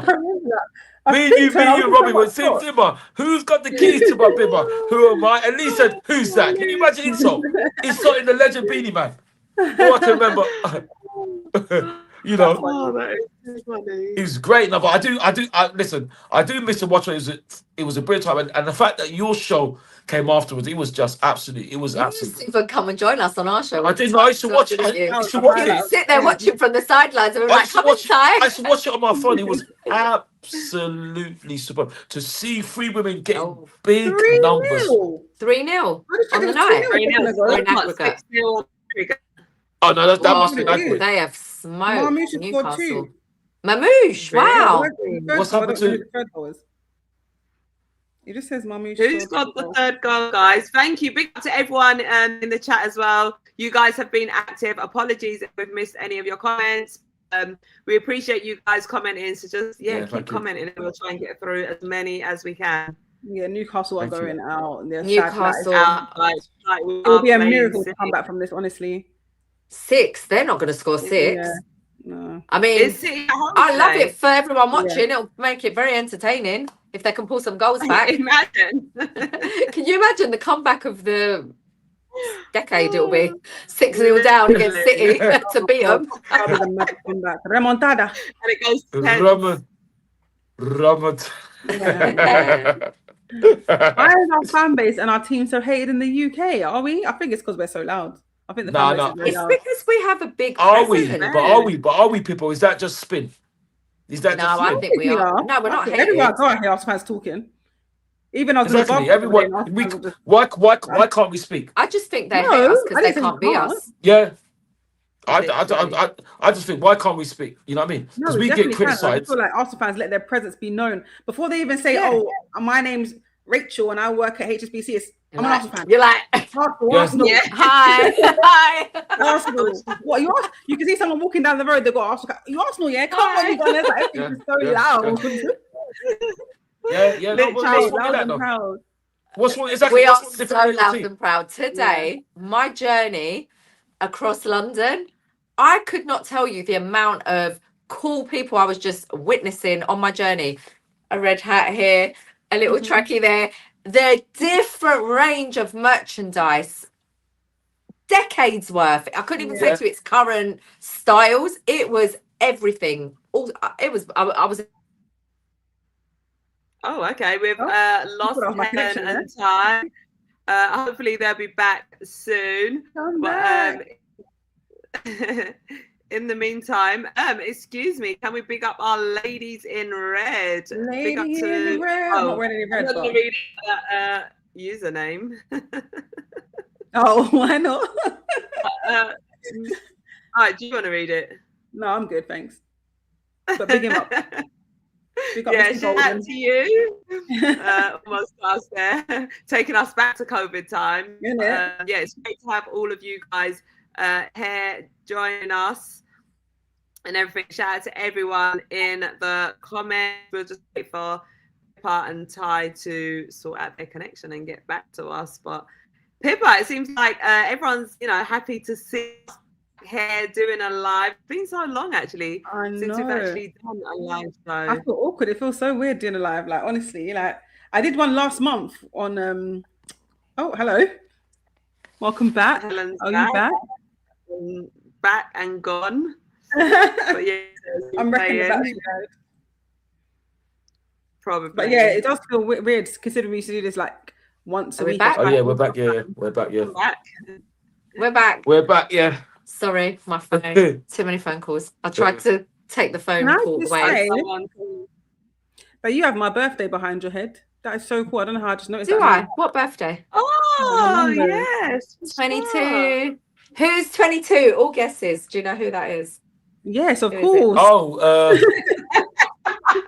that used to be Gail. Oh, you meant in A. No, David. It's not their number anymore. It used to be David. I'm trying to block it to who is it? It used to be David. Let everyone guess. I mean, we can see we can see the name, Helen. Is it clear? Can you see? Yeah. Yes. And also it's blue. Like who else is wearing a blue kit? True. I don't know how good you all are. That is funny. Yeah. Oh, wonderful, wonderful goalkeeper. Brilliant. Numero uno. Brilliant. He's like I said, I can't listen to the fact that people say they hate us in football. So I just think that's nonsense. You know what I mean? The amount of people that come up to me and I'm backing my team and they go away gutted. I don't know, what do you expect me to do? You expect me to say, I support Arsenal and bow down to you. You know, aren't you supposed to back your team? I thought that's the point. You know, but suddenly we're hating. I think that's just nonsense. I just think that's nonsense. I can't listen. I think it is embarrassing like that. So many. When we're doing well, so many like fans are like, "Oh, well, I'm going to support City for the rest of the season now because I can't Arsenal win." But it's bizarre, isn't it? Yes. Like, it's like, what? Why are Man United fans saying they're going to support City? Because what are you doing, guys? Why are Chelsea now saying they're going to support City? Because they're so obsessed, Pippa. Let me tell you, when we beat Chelsea 3-2, the Chelsea fans said, "What you going?" I said, "Go away. Worry about your team. What are you asking about my team for? We're just beating you. Why are you asking? I said, go away, man. Just leave my alone. I said, stop talking to me. Because they said, oh, what are you going to do? We just beating you 3-2. Why are you questioning about my team? Do you know what I mean? They're so obsessed by us. Yeah. Bad energy, stay far away. Yeah, exactly. you know, but we're doing well in it, so. It is what it is. It's going to come to a point, especially if what we're predicting and hoping for happens this season. It's going to come to a point now that it will just be redundant. Why would you want to hate us? We're doing so. How can you hate us? But they'll hate us because they want to be us. Yeah, exactly. But when they sit back and start to enjoy what they're going to be witnessing, the respect levels are going to just creep in like they did. With the Invincible team, because even back then, don't get it twisted, everyone was hating on us then too. Yeah. Do not underestimate anything. Yeah. But the level of respect when they enjoyed the journey with us, whether they supported us or not. I've got Spurs fans who they hate Arsenal, and that's fine. You know, we're rivals. But, 10 years after, they were like, oh, I used to love watching Thierry Henry, Wenger's the best manager. Like you'll have respectable conversations, and they will give us our flowers, and that's what's going to happen again. And we'll see it again. All these people hating now, like the fact that we're doing so good, if we do go on to win all these big trophies this season and the next couple of years as well, your children are going to end up supporting Arsenal. The team that we have, the culture that Arsenal has, like the culture, the kit, the club, the way the club promotes itself, and we're in London and we're such a huge fan base. So your children, the next generation, are going to end up supporting us because what? How could you not? Yeah, exactly. No, it's true. No, they won't. They won't all, because I've lived through seeing that already firsthand. The first time round and the second time round, like most of my life. Not with in general, my whole lifetime, Arsenal have always been slightly more superior, or quite a bit. Like, that's just keeping it real. And I have grown up. I'm talking about the next generation to come. Yeah, the next generation will grow up exactly the same. There'll be a big split, because you're going to have, I know the new generation of kids tend to support what they're seeing online, not even, you know, like in a different way, but they tend to follow players as opposed to teams. That's how we've got culture and players and characters at a club that you're going to end up supporting. We have, but it's really weird when I see the little children that I know around me. They like, when they don't have, you know, parents like me, that they grow up very institutionalized and they are going to support Arsenal. But they'll support, and they've got parents that really do try drill them about football, but they're not having it. Right, so my godson, love him dearly, has supported in this order. Oh my God. Chelsea. Right, no, first Spurs, because of his dad, Spurs. Yeah. Didn't last very long. He weren't really interested in he weren't interested in football at that point because he was quite young. He then became a Chelsea fan, which I thought, fine, you live in West London. I respect it. At least, you know, London club. Yeah. Then it went to Man City. Then it went to Liverpool. Okay, but here's my point. And you see the pattern. You see the pattern. You see the pattern. Whoever's winning and dominating, then Real Madrid. And he's only 11 years old. So, and he's a Liverpool fan now, currently. Wow. But that's my point. Wow. If we're talking about fans that want to support a team and support a team. So potentially next year, my boys, go win everything. Yeah. And he is an Arsenal fan through and through. Now, Helen. Wow.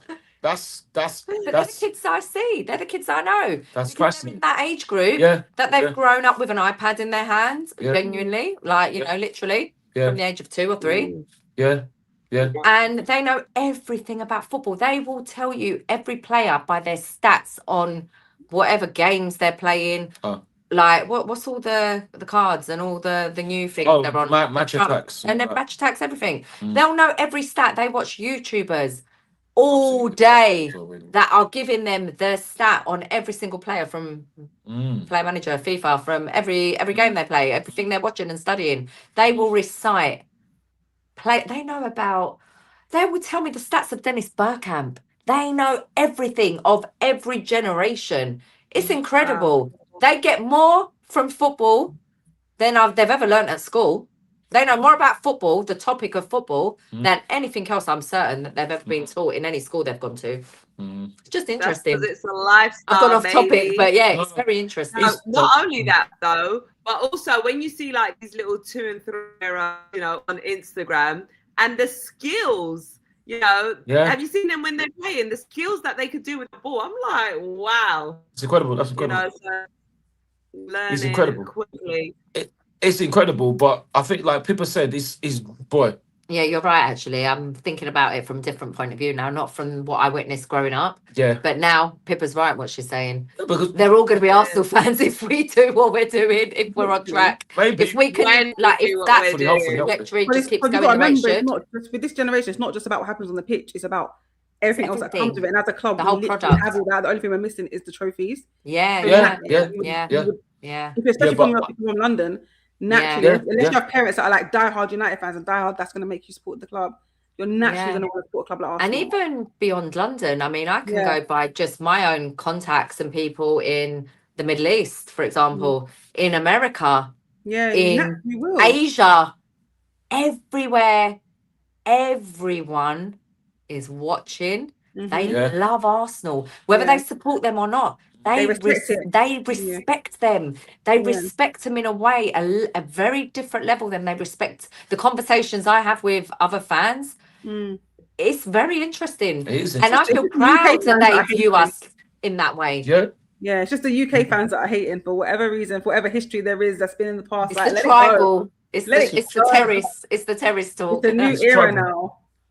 But I think people also makes a great point that, boy, when I was young, there was when I had from 7, when I supported the team, there's no going back. There was no going to another team.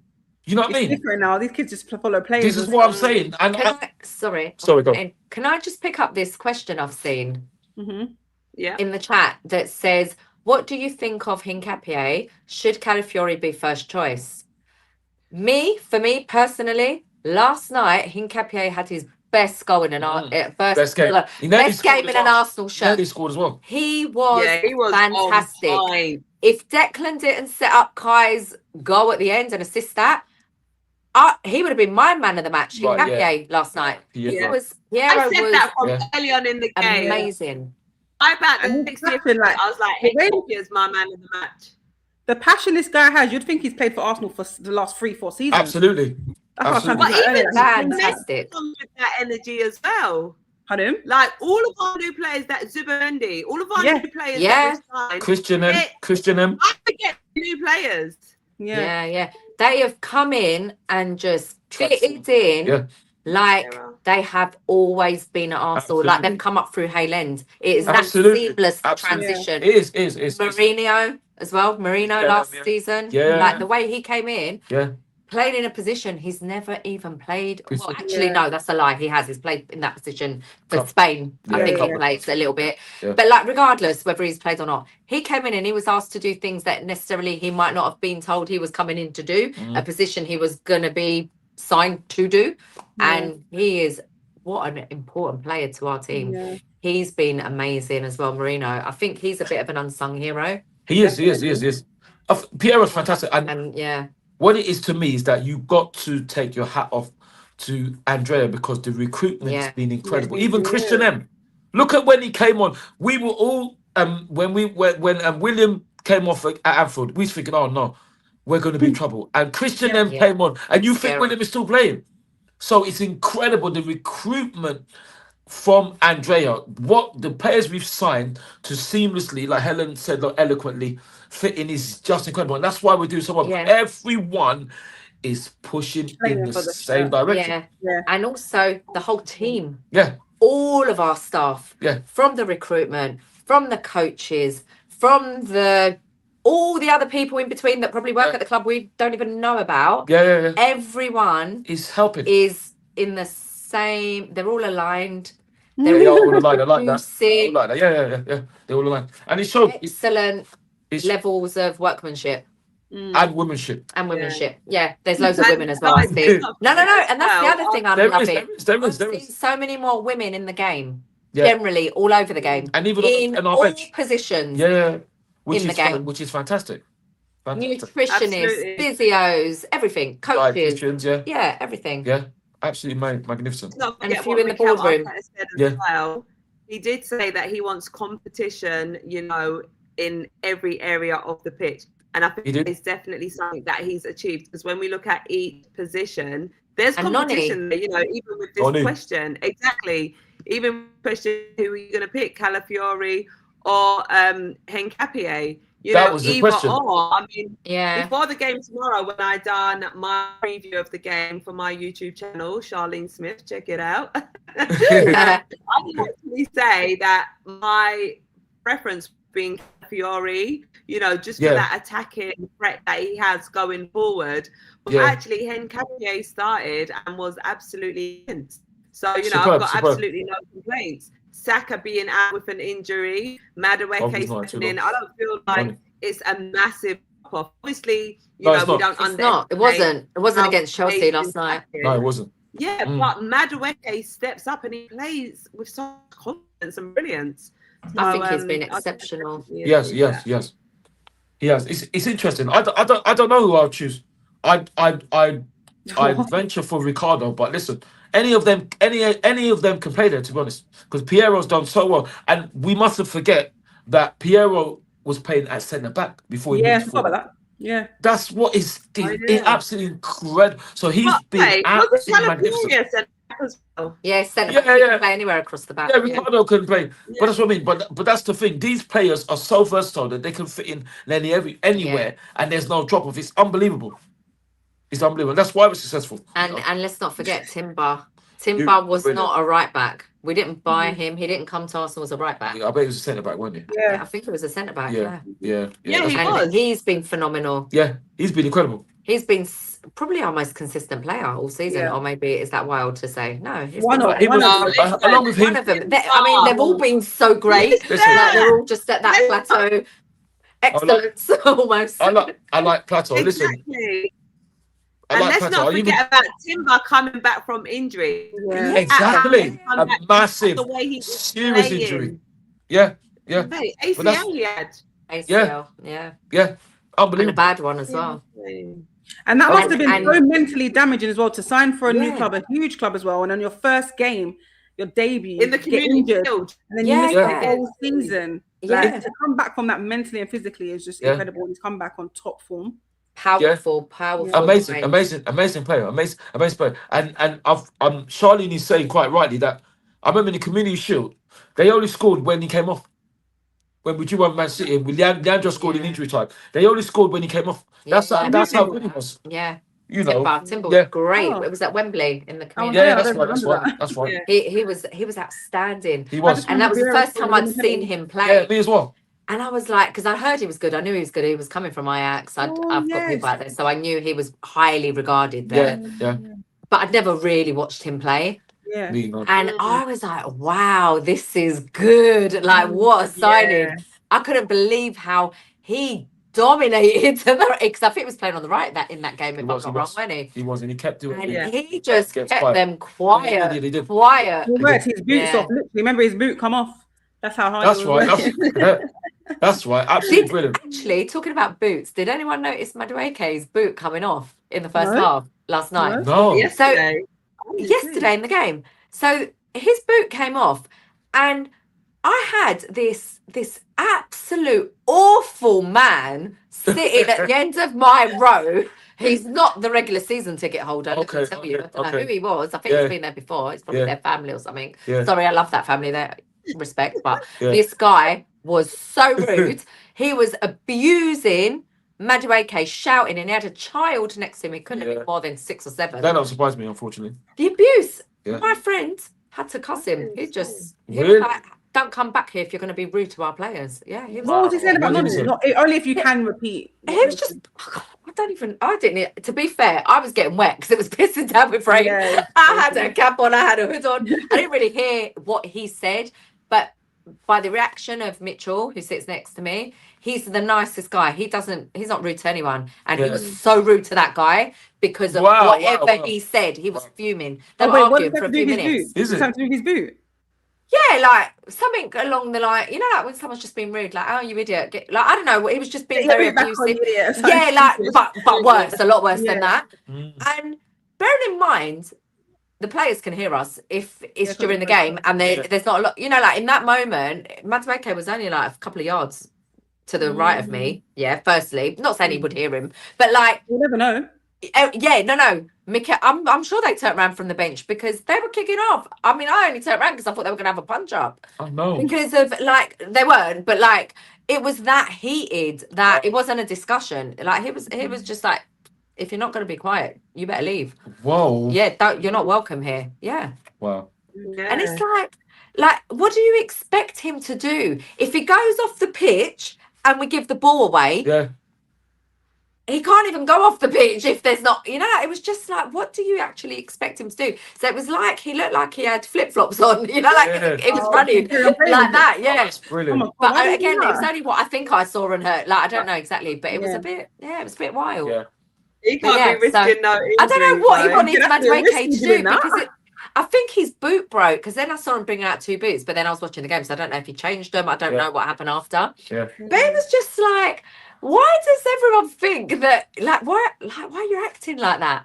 Yeah. Like, if he came off, seriously though, if Chelsea had kicked the ball, well, this guy was expecting him to come off the pitch. Like, he can still run and kick his boot off, but then the referee's got to blow up. So at least that's the right way to do it. Like, I don't know what he was thinking, like, he should be doing. It was just crazy. I don't know. The thing doesn't surprise me in the fact that that's what some people are like. I mean, there's a story that I can't mention. I'll tell you off air. Okay. And the man had his son on his. Tell us. The man had his son. I can't say what he said to me, but he had his son on his shoulders. Imagine. And he was there talking nonsense, and he had his son on his shoulders, listening to that. I just felt sorry for the child. I do as well.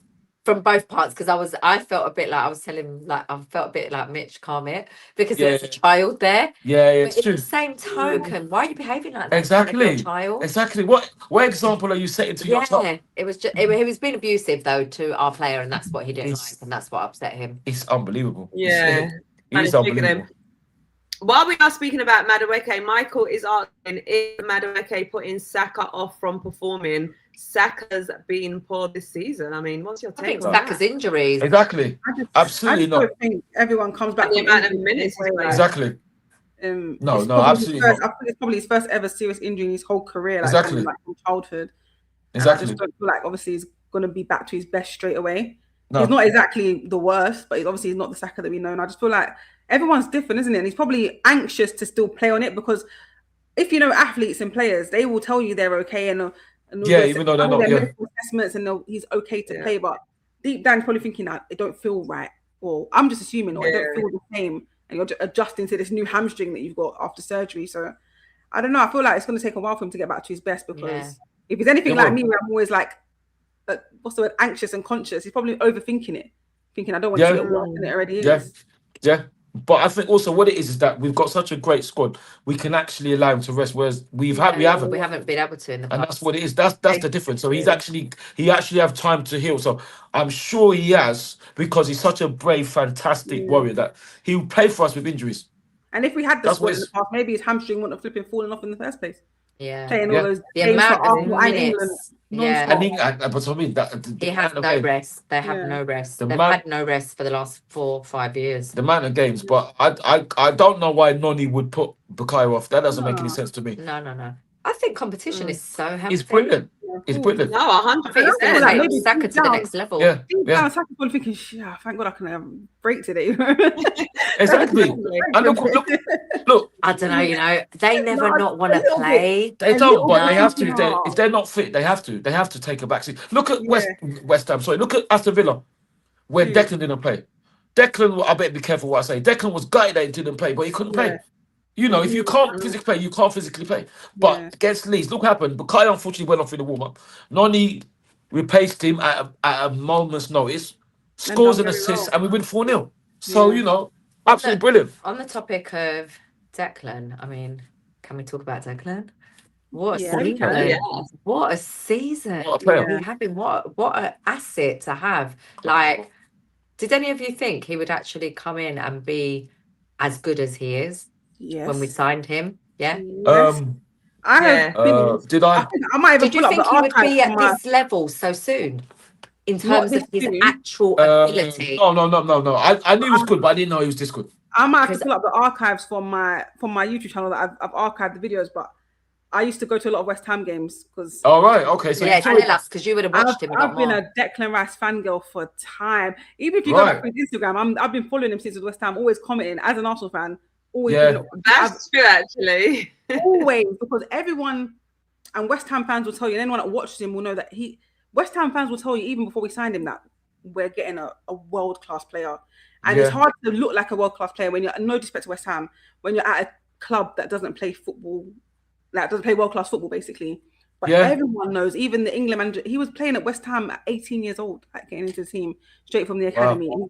And he was playing as a centre-back. He was the coldest ball playing centre back ever that I've seen in a while as an England player. And when we signed him, I was so excited because I know how good he was. But I didn't think he'd be this good this soon. Like where he'd be that's what I'm saying. Like one of the main guys. But I knew he'd be amazing for us. Because I knew how good he was, but I didn't think he would kind of go up those gears so soon, that quick to literally be one of the best in his position, full stop. And I feel like he's matured so much as a person off the pitch as well. His interviews, the way he carries himself, like everything. Like he's just like glowed up like overnight. Yeah. And his new hair. Yeah. L'Oreal flip. I'm worth it, baby. I'm joking. Obviously, other companies are available. No, yeah. He's amazing. And an amazing player. Lucky to have him. That's what I say. Definitely. Absolutely. I think Declan Rice is such an incredible asset to us. He works his socks off. Like, the energy is unbelievable. Like the way he gets back, them saves that he makes off the line as well. In crucial times. Crunching tackles, last ditch. Exactly. He's phenomenal. Like bosses up that midfield. Yeah. Even on the attack as well. He's not afraid to take a shot. On set pieces, like all round. Brilliant on set pieces. Unbelievable. Him and Bukayo. And mentality. Never say die. Yeah.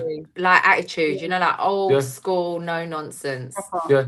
And I feel like he will definitely be up for a lot of individual awards over the next 12 months. Yeah, he will. I'm not saying Ballon d'Or or anything, but I feel like he'll be up for a lot of top. He's in that conversation right now, Pippa. He was in that conversation last season. If we could win the Champions League, then why not? Yeah,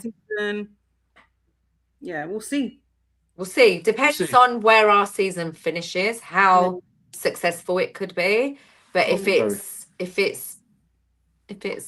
special, I think a lot of these boys, a lot of these players. If we have a special season and England go on to do something amazing at the World Cup, then he has to be in contention for something. Absolutely. DM done it a few years ago. A defensive midfielder done it a few years ago, and Rodri for Man City and Spain. So why not a Declan Rice for Arsenal and England? It all depends on what we achieve. And this, I'm going to take this slightly somewhere else now. So the same could be said for like some of our other players in other positions as well that don't play for England or for England.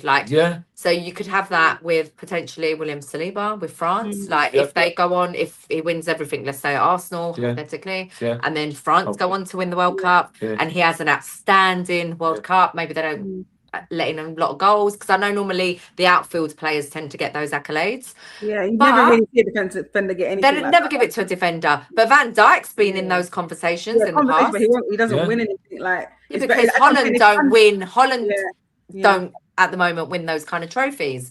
But if Holland, for example, had won the World Cup when Liverpool won the champs or the Prem, whatever, he would have been in those conversations. Yeah. So it's just interesting. I think there could be certain players in those conversations. No, it's amazing.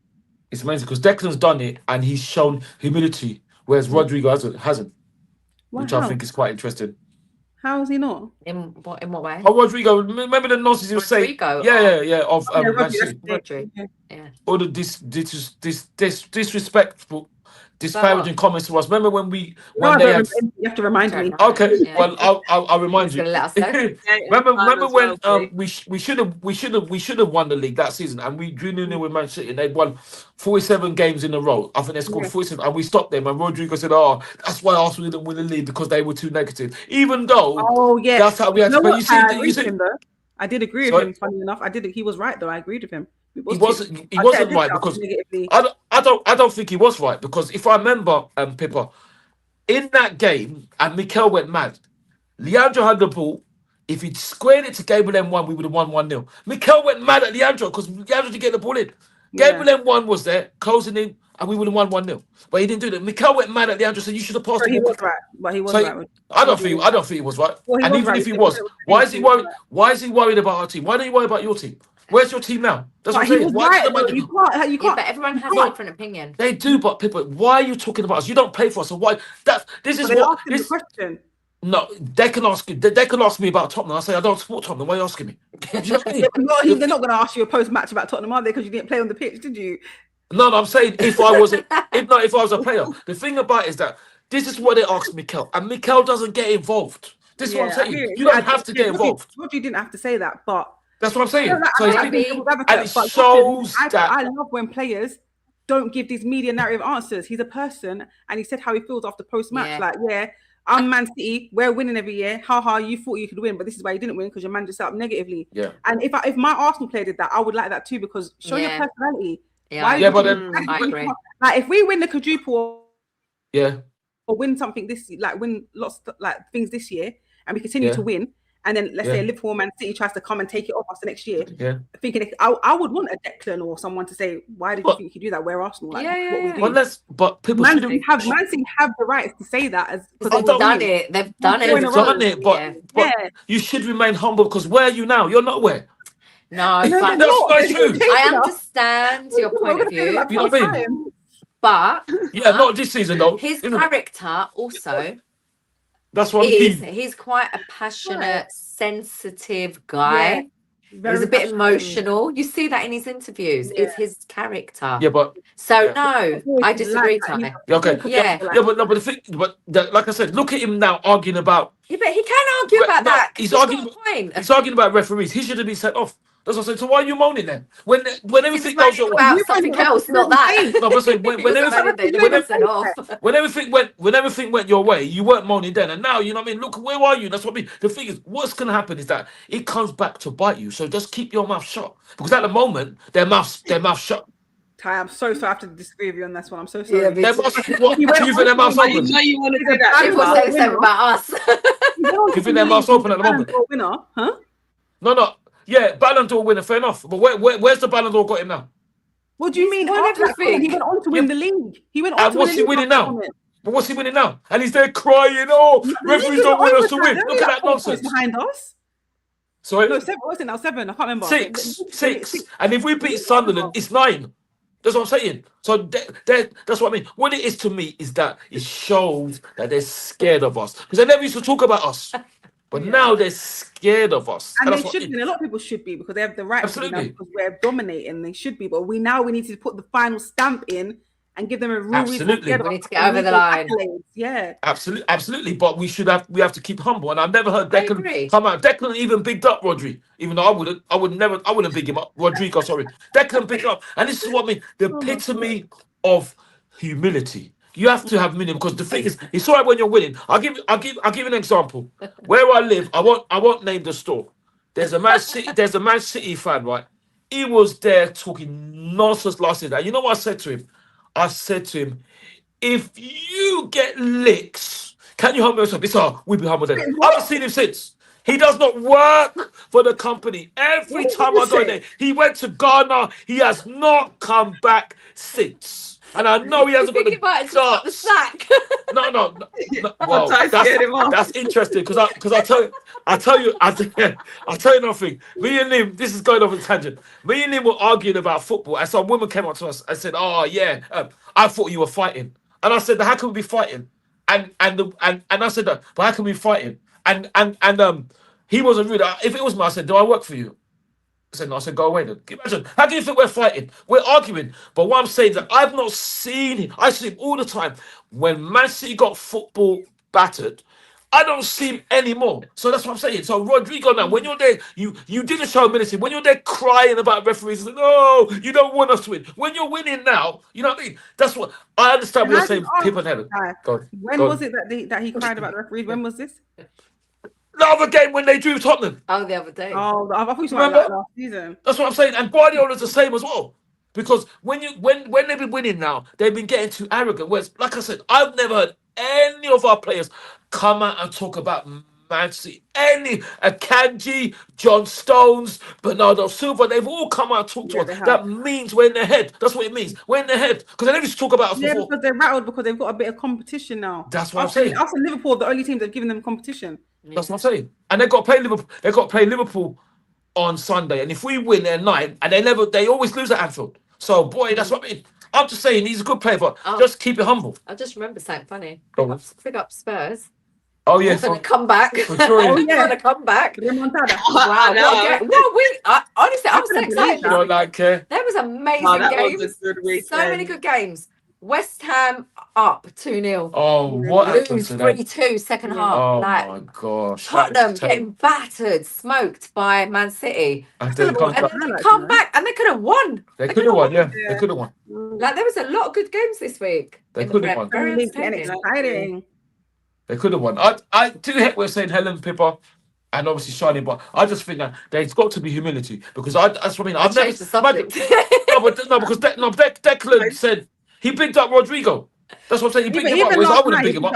Last night he bigged up Chelsea a lot, and the manager Liam. He said that That's since what Liam come in, He's very respectful. But that's what I'm saying. Yeah. And Mikel is super. That's what you don't have to be, but Mikel is super respectful. Yeah. And I think when you're super respectful of your opponents, you focus on the job. You move with integrity. Exactly. You know. I know we're rounding off soon, but like I saw the comment earlier, and I feel like there has been rumours that apparently Martin Odegaard's going to leave in the summer. That he's planning to have new expectations, new journey. Bayern or something. I'm hearing. Yeah, and it's like very likely that Declan Rice will be their next captain, but I feel like he actually behaves like a captain already. I'm like all these press interviews and the press interviews he does is so classy, and he speaks so well about about Arsenal, and then extends it. Like he just knows how to speak and push the narrative, like positive narrative. He's so good. But I don't know what he's like with the team. But I'm sure he's great because we don't know like what he's like with the team. Because there's more to being a captain than giving instructions on the pitch. It's about managing staff. It's about the things like the WhatsApp group. It's the things like team bonding outside of football. Like, I know who's really active in that way. Marino. Is he? He doesn't seem like this. Very big leader in that dressing room. Very respected. Very liked by many of the team. So. There'll be a few candidates. There'll be some candidates. I mean, I don't know how it'll go. I'd be happy to see Declan. I think he's brilliant. I think he's got a really nice, nurturing way about him. I love the way he interacts with some of the things I see anyway, like online or in videos that Arsenal put out with the younger players. The way, like him and Max, like you know, like he does things I like in a huge. Like I just think he's really supportive. So I think that's a nice quality to have as a captain, and he's very vocal. He's a leader on the pitch for sure. You know, we all see that. But it's a bit long off the pitch. It is a bit long. Yeah, you just don't know. I don't know what they do off the pitch. Like I see a lot of comments about Gabriel. A lot of people really like Gabriel Magalhaes. They say he should be captain, leadership, blah blah blah. I personally have witnessed big changes in Saliba on the pitch. He's so much more vocal. Like when I'm watching them at the beginning of the game, he's like almost giving the pep talk, like cheering them all up. Like genuinely, I never noticed that before. It's something I've seen a big change in him on the pitch this season. It's like he's kind of matured maybe a little bit. He's turning into a man where he was a young boy when he came. He's just kind of evolving, growing up. But I've seen him different. I'd love to know what he's like with the others. I don't know what he's like in the group chats or group meetings or the dynamic as a team. No idea. But like on the pitch, I think there's more stronger leadership candidates than maybe what the buzzword ones are flying about. Even if it's not Arsenal, I feel like Declan Rice will 100% be the next England captain. And I've said that since 2 years ago when Harry Kane's starting to like get older. Even though Harry Kane's still so prolific, we all know he's not going to have that many more tournaments in him. So I think he will be probably the next one up for England, definitely. Yeah, and let's not forget that Declan Rice was captain at West Ham as well. West Ham, he was. He's definitely more than qualified to. He is. Yeah. But then, Pippa, what I would say is that where's these rumours come from, and why they're coming out now when we're doing so well? I know. I saw it in a news article. I think because of that's why I'm wondering, Pippa, is this things just to unsettle us? Yeah, it is. You know what I mean? That's why I think it is. Conversations happen around January, even to have like a pre-agreement for the summer, and I think that's probably what's happened, and someone's leaked it. Not do you think so? Do you think? But I don't. But I don't know. because I. Yeah, but I know that what I do know, and you probably would have heard of it, is that whenever we're doing well, things come out about this player leaving. That's what happens when we're doing badly. When we're doing well, all these things come out about this player leaving. To me, I don't know if it's true, but I do not. So if you notice, it wasn't huge news stories. It was very controlled. Like the news stories are there if you look for them. It's not news that's pushed out where it's like, because if you notice, no Arsenal pages or forums made a big deal out of it. Oh God, Odegaard could be leaving, because it was a very controlled news story. But that's what I'm saying. That's why I'm wondering who's that come from. Is it just things to try and unsettle the team? No, it might be to try and push a move out. You don't know. It could be the agents leaking stories like that. It could be. Possibly. Could be, but I don't know. I mean, I've known of agents, in the past who I know to do things like that. Yeah. But it's the way you get a move for your player. If you're looking, if you're thinking they're hitting a certain age, like we want another payday. Because from the agent's perspective, they make money when their players move around. Well, he's a good if I was his agent, he'd be someone you'd be looking to try and move on. Oh, really? What was in? He's a good payday, no? Captain of Arsenal, potentially could win everything. Country for captain for his country in a World Cup year. How old is Martin Odegaard now? 28? 28, 28 around that.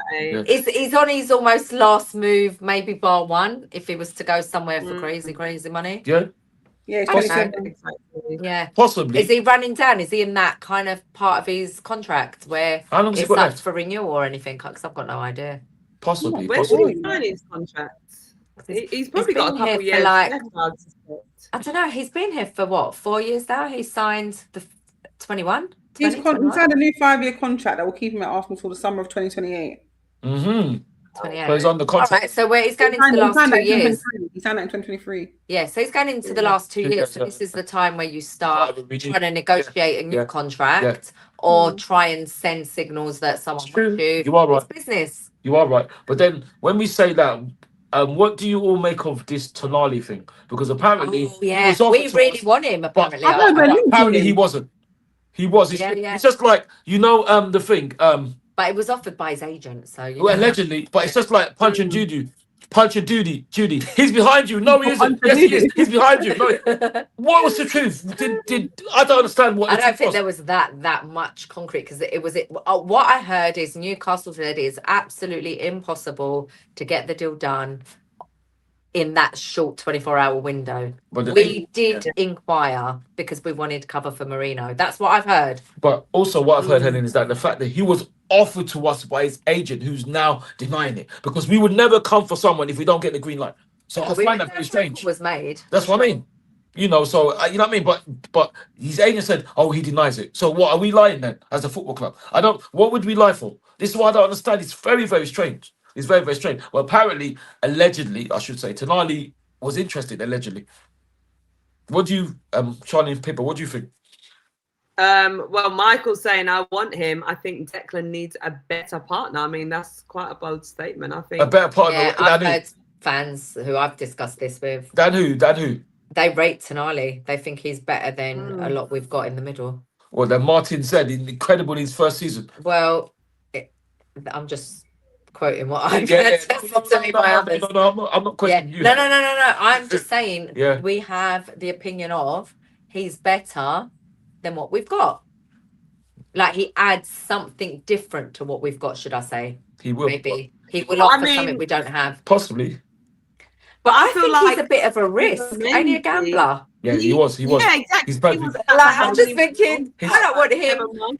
That's a liability. Bad ethics into my dressing room. he's an apparently reformed. No, I don't want to be rude. But I don't want him corrupting our good. Well, that's what I mean. You know what I mean? That is a good point. Good point. I just find it a bit weird. Like I said, I think. Yeah, I mean, I was surprised. I was quite surprised by that one. I mean, I do rate Tonali. I think he's a good player. But he's not someone who I'd look at and think, oh my God, I want him Arsenal. Don't get me wrong. If we was to sign him, then I support all of our players. I mean, it'd be a good signing, but that one, when you're scouting, it's not like Tonali to come. So I was really surprised by that one. Yeah. What do you guys think of that? Arda Güler?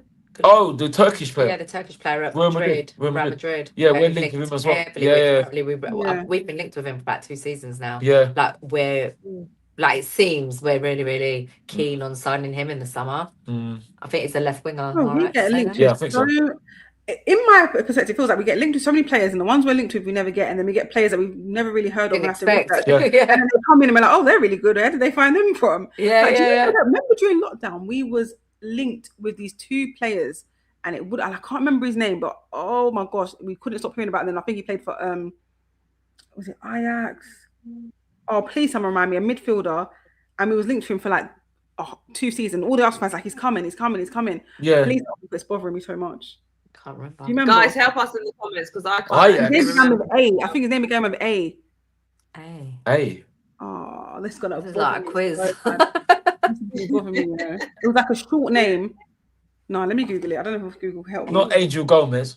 No. It's from abroad. What? Who was Angel Gomez, he plays the ball, he's English. I don't know who that is. Who? What happened in the end? Pardon? What happened in the end? Well, obviously we didn't get him, but We didn't get him. We ended up getting Thomas Partey. But it was between Thomas Partey and this guy. And we were so happy with Thomas Partey at the time. I remember the fans were like having a party. Literally, having a party and a whole dance and a song. And everything. I forgot about all of that. Oh my was it God. Cecil that did a big dance? Was it Cecil? He done one with his work. Was it Robbie that did the dance for Partey? He done the Brazilian one as well.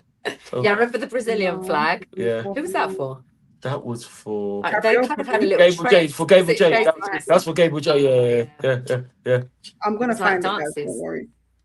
If I randomly pop up, I'm gonna find it. All right. Well, while people's looking for that, we've got Earth Extreme saying the four of you don't seem to age. Oh, thank you. Well, thank you. That's very kind of you. We're very lucky to be very blessed. You know, we are party hard. That's it. Yeah.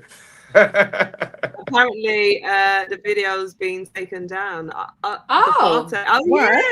Why? With like Robbie. Do you remember they were like all dancing on the stairs and like a whole choreograph? I wonder why they put that down.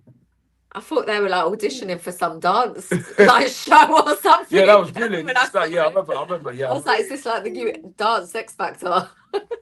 I remember that. That was brilliant. I thought it was a new show or something. Yeah, that's true. Those videos were brilliant. It's like, yeah, it was fun. You know, it reminds me of yeah. It reminds me of It reminds me of a certain fast food channel which I won't name, where they dance like chickens. Have you seen that advert? No, what's that? You ever seen that where they start moving like chickens? That looks like no, not KFC. Obviously, other restaurants are available. Have you seen the one when they start moving like a chicken? No. It's brilliant. I can't lie. They start moving like a chicken. I have no patience for adverts. I fast forward, skip. Really? Yeah, really? I can. Yeah. I've got really bad. Oh my God, Hussein Awar. Who? Hussein Awar, yes. You are right. Yeah. I remember. Yes. I couldn't even tell you where he is now, what he does. Funny. And do linked for 2 seasons. Do you know? Lucky escape. Do you know what, people? According to Mikel, I hope I'm not wrong. Apparently, this is where he started getting back, because allegedly, let me say allegedly, because I'm not sure. I'd have to confirm with Mikel. He said that he didn't get the money to buy him. That's what happened, apparently. He did. Okay. Yeah, that's what happened. Because he came out and said, I didn't get. He said, we should have got a while, but I wasn't given the fund. That's what Mikel came out and said before the Conkeys actually backed him. So that's what happened with that. Because, like you said, we were strongly linked with him. Yeah. We were strongly linked with him. So, you know what I mean? That's what he said. Apparently, that's what he said. He said, we didn't get. Because he said, we should have bought a while, but we didn't have the funds. That's what he said. That's basically saying he wasn't backed. That was before the Conkeys backed him big style. Yeah. So that's what I think happened. Great, Pippa, great shot. I remember that. He's very handsome. Oh, is he? I can't remember who he is. I'm just going through Instagram now. That's why Pippa remembers him, because she thought, "Oh, we got a hottie coming in." That is absolutely. Every show I kept talking about this guy, and I'm like, nothing about him. And I think we got Thomas Partey instead, if I remember. She's like disappeared. She's just sitting there reading. Admiring him more like. Yeah, I know. That's brilliant. That's absolutely brilliant. I want to see it. Drippy match these car. Drop me the picture in my messages. I can't see. Helen, you're not joking. I send it in the group chat, Pips. Yeah, put it in the group chat, because I'm on my phone. I can't see nothing. Okay. It's hard to see people. I'm sure as soon as I see it, I'll remember who he is. I can't think off the top of my head who it is. Right, Pippi, so you can remember his face. No, he doesn't look familiar to me. I'm like, I don't know who that is. Keep it real. And I certainly don't remember hearing about him on the football pitch of late. I don't know who that is. Yeah, I wonder. I don't know who plays for that. I don't know where he went. I hope he's well. I hope he's still playing football, making a living. I don't know where he went. Saudi Arabia. He's in Saudi. Oh, really? So he's definitely making a living. Oh yeah, I don't know where he went. Saudi He's in Saudi now. Yeah, I remember him. Okay. He went. He's having fun. Yeah.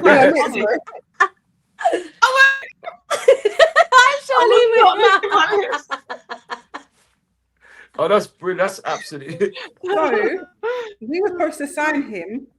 Yeah. From Lyon, I think. That's right. But then after Lyon, he went to Roma, and then from Roma, he went to Al Ittihad. Oh, talking about France, Ethan. Yeah. How well is Ethan doing on his loan spell? Brilliant. I only heard about his first game, his debut. He was balling out on his debut. Scored a brilliant goal. He's got a fantastic goal. Brilliant goal. Yeah. Are we happy with him going out on loan to get more minutes to develop? Well, absolutely. If he could come back and do that for us, then which I think he could have. I But think he will. Yeah. Absolutely. I saw how well Saliba did going out there. Oh, Williams' loan spell Wasn't it such a success? That is the epitome of what a loan spell should be, because William, if he's honest in his heart of hearts, I don't want to speak for him. He never would have imagined to be the defender he is. But it shows that you have to start from somewhere. Because I think William was on loan for 4 seasons. And I remember one time I was speaking with Robbie, and Robbie said, "Oh yeah, why are we keeping all of these players?" And I said, "But why did we get rid of William then? He was on loan for 4 seasons." You know what I mean? And obviously I'm not talking about the hotel or the group. So it just shows you that. You lost me there with that one. I said he was on loan for 4 seasons because there's a the hotel 4 seasons. There's a hotel called 4 seasons. Yeah, I had to pause for and there's a group called 4 seasons. There was a group. The hotels. Very nice. Their tune was "Oh What a Night." Late December down in 63. I've never known who sung it. What a special time It's for me. such a unique things. They just randomly put information stored in this computer here. You're very kind. So but that's what I mean. And the thing is, with Ethan going on loan, he's hoping that he can have the impact that William had. I think so. Yeah. That's the best loan signing I've ever seen. To do that and to come back and to do what William's doing at the 100% agree. Highest level. But now I'm going to spin it around. Go on.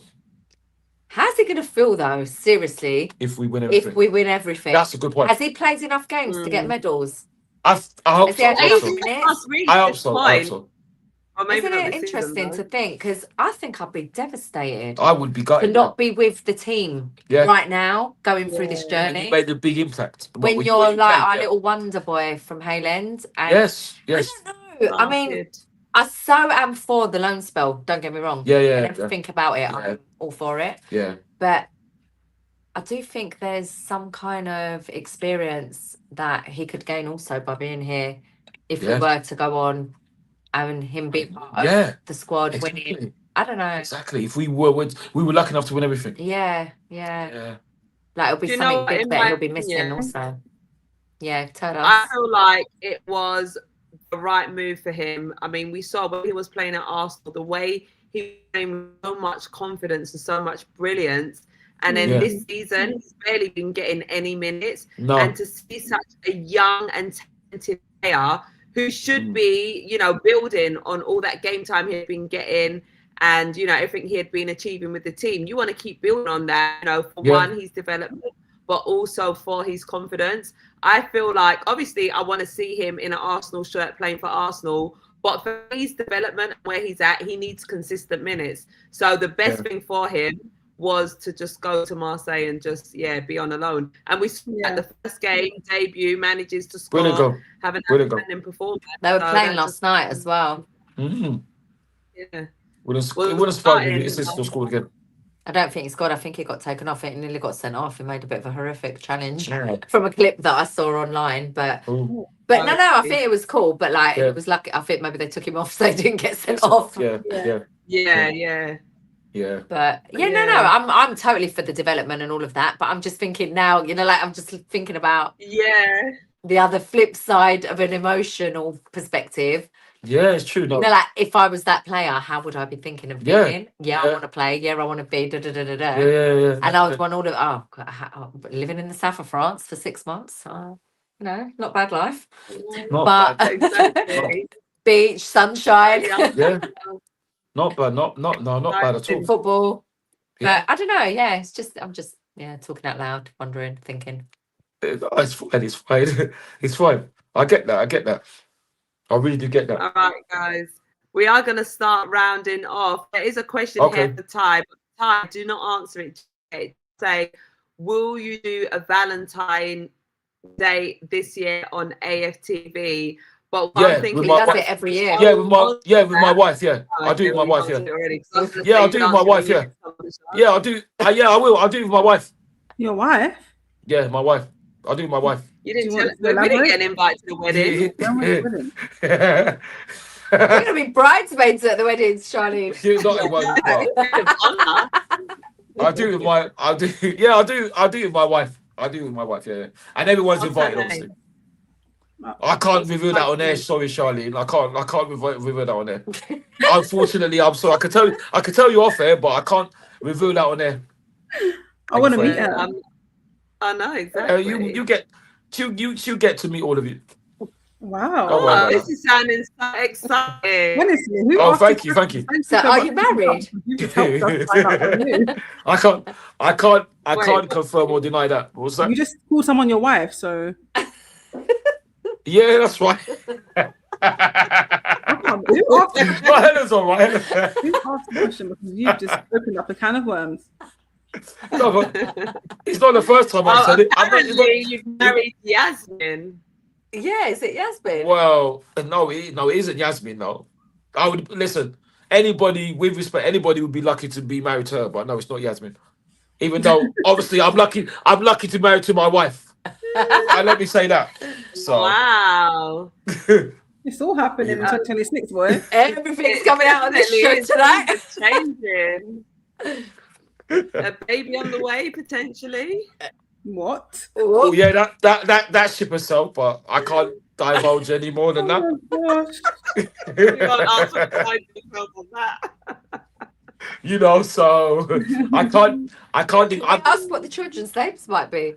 Well, put it this way. Named after Arsenal players. Put it this way. I can't say too much, but there's more than one. That's all I can say. One, guys. There's more than one on the way. I can't say too much, but there's more than one on the way. Oh, I hope it's with the same woman. Yeah, of course, 100%. Of course it is. Of course it is. I don't get down like that. It's an honest. Try to be. Man. He has high morals. Thank you. So do you, Helen. Thank you.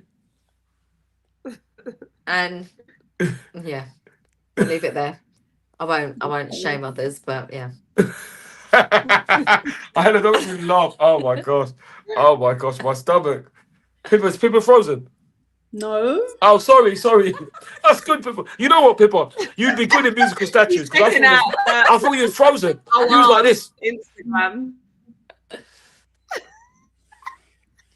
You're frozen now. That's what you was like. So I thought you was frozen. Obviously, other films are available. What film did you mention? Let it go. Frozen. Let it go. Let it go. Exactly. Let it go. Let it go. I was fast with it. Got it. This person is saying she's at Frozen. She's just gutted that you have a wife. I'm heartbroken. I thought. Who's that? That's very kind of you. That's very nice. Be on the lineup, I think. That's very nice. That's very nice of you. That's very nice. Oh yeah, wifey. Yeah, next. Can I be your Can she be my wifey? Well, that's very kind. You're very kind. That's very flattering. That's very flattering. I can eat 2 large boxes of pizza and still be hungry. Is that true, Ty? Obviously not. I'd have to eat 3 boxes of pizza and still be hungry, but you know. No, I don't. I like to think not. I like to think not. I think if I eat 2 big, I'll be happy to eat 2 boxes of pizza, but I think 1 would be enough. That 2 boxes would be too much because my stomach would erupt, in the best possible way. So no, I think the fact you're eating. Yeah. Pizza.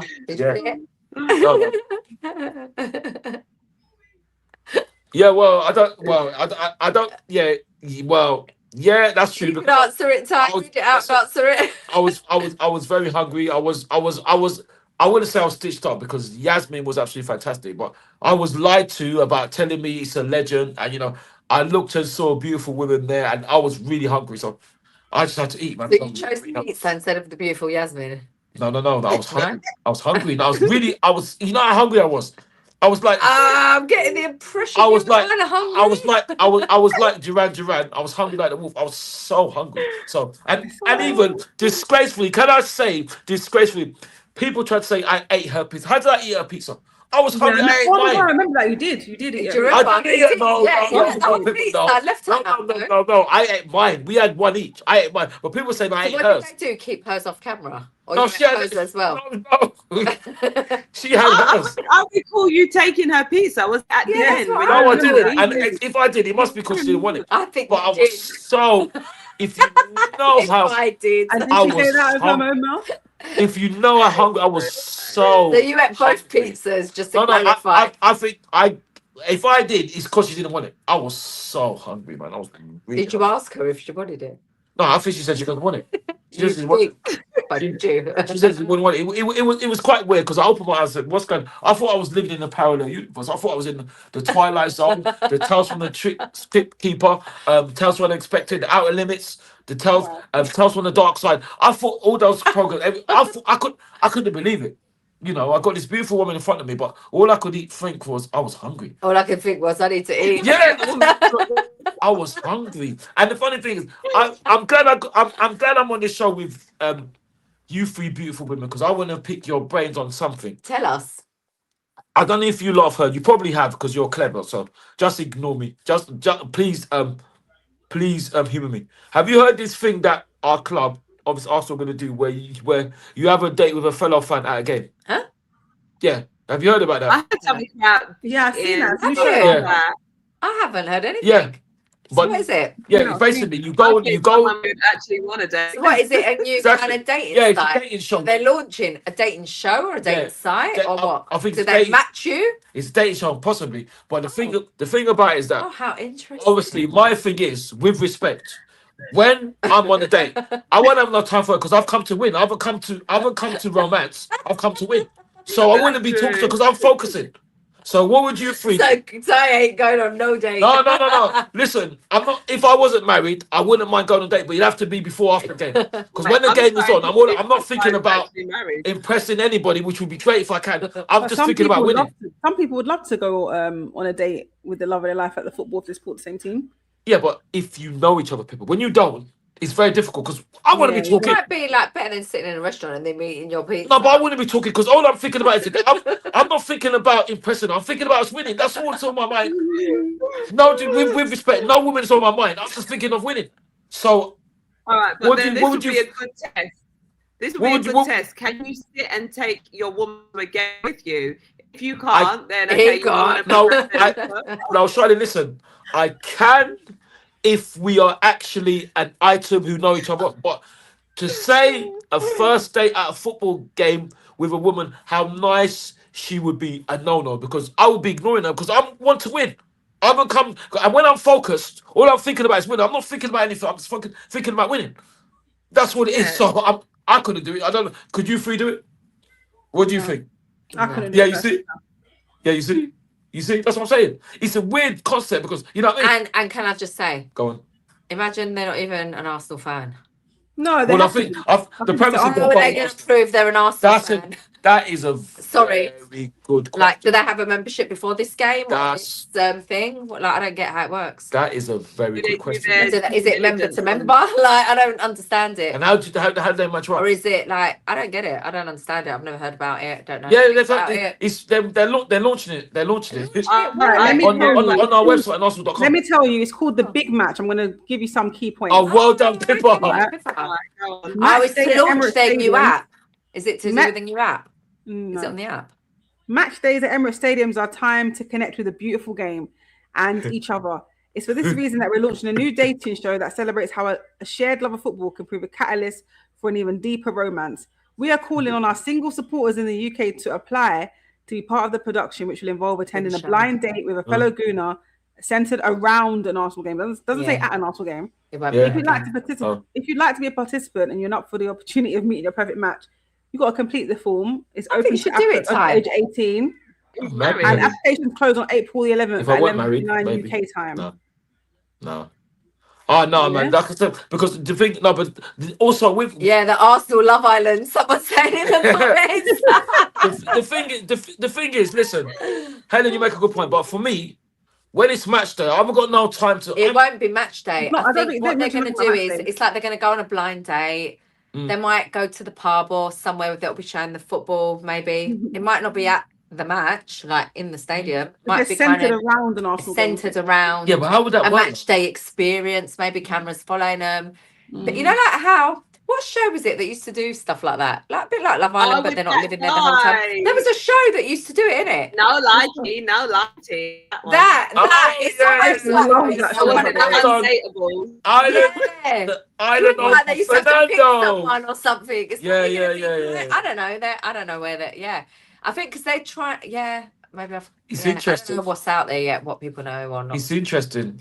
Listen, it's all part of the new launch. Maybe if I wasn't married, man, but I don't know. Because the thing is, I wouldn't have no time. It does sound like fun, but to me, I'll be watching under 21s. If they're doing, I'm watching under 21s. Take me out. That's the show. Take me out. Well done. Yeah, it sounds like that. It sounds like that. Take Me Out was absolutely. Girls, what you saying? Did you go on it? My single friends. And I see people that I knew that was on there.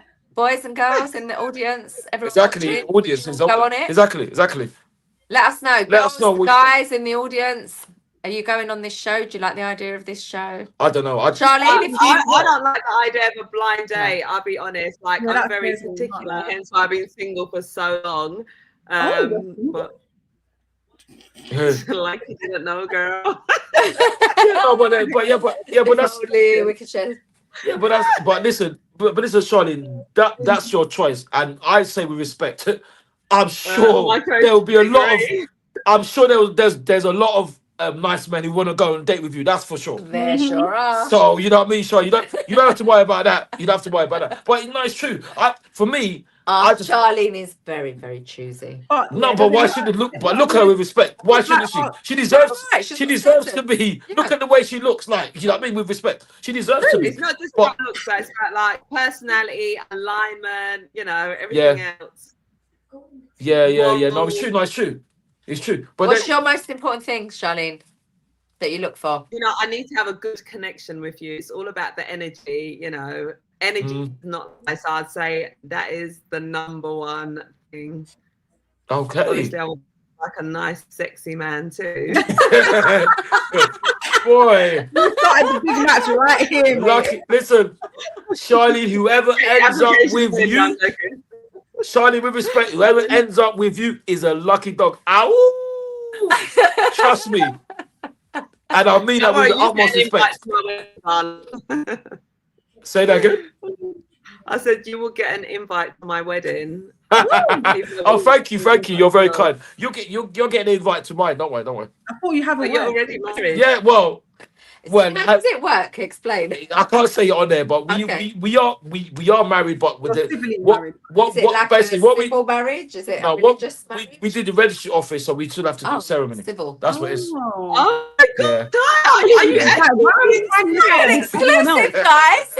Why are we finding out? Say that again. Why are we finding this out along with everyone else? Not to be rude to everyone else watching, but like on a live stream. Why have we not known before everyone else? Listen, congratulations! Thank you very much. I thought you was trolling.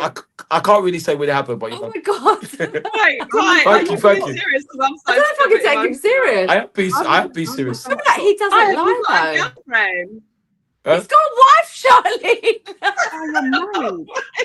Wait, have you got a wife? In all seriousness, guys, it makes so much sense now why he never responds to our messages. He's I'm so sorry I've messaged you. No. Wait, It's fine. What time did you message him? Was it after hours? Yeah, like 10 p.m. No. Answer. Whenever I remember, I'll start hounding him. Right. No, it's fine. Right, I'm really bad. fine. I'm really bad with phone messages. I'm really bad with phone messages. I'm really bad. All right, but in all seriousness, have you got a wife? I have, yeah. I have, yeah. Oh my God, congratulations. Congratulations. We're going to have a party, Ty. Thank Can you. we arrange Yeah. something for you? Of course. When did it happen this year or last year or when? Yeah, when? I can't really- yeah, I you can't tell us say. what year. I can't really say the year. Oh my God, this is so mysterious. What is going on? Mysterious girl, Can you Andre. tell me what you wore to the registry office? Tell us what you wore to the registry office. Say that again. What did you wear to the registry office? Oh, no, what did I wear? No, just normal. Listen, Did you have anything Arsenal on? no, African attire because it wasn't a match day or special occasion. Oh, nice. That's amazing. Well, thank you. Can I ask? African attire. Is she an Arsenal fan? Yeah, she is. But I thought that You sounds liar. that don't sound true. That doesn't sound true. You've caught him with that one. She is. Absolutely not. He's not keeping still. He can't keep still right now. He's lying. She's not an Arsenal fan. She's not. Is she just a non-football fan? Yeah, probably. That's probably a better thing. I'm trying. Is she a Tottenham fan? No. She's not. Would you not have got married to a Spurs fan? Unfortunately, not. No. Liverpool. No, even though I don't have no problem with Liverpool. Some of my family's Liverpool, to be fair. Chelsea. But no. I can't believe this. Like, how have you not? This is just like. How have you decided to tell us on a live stream? You didn't want to tell us in person. Thank you, though. I know you chose to tell us online and not in private. But I feel quite honoured that you've chosen to tell us. Have you told anyone else? Well, I have mentioned a bit of it. To who? On other shows. Oh, this ain't even a secret.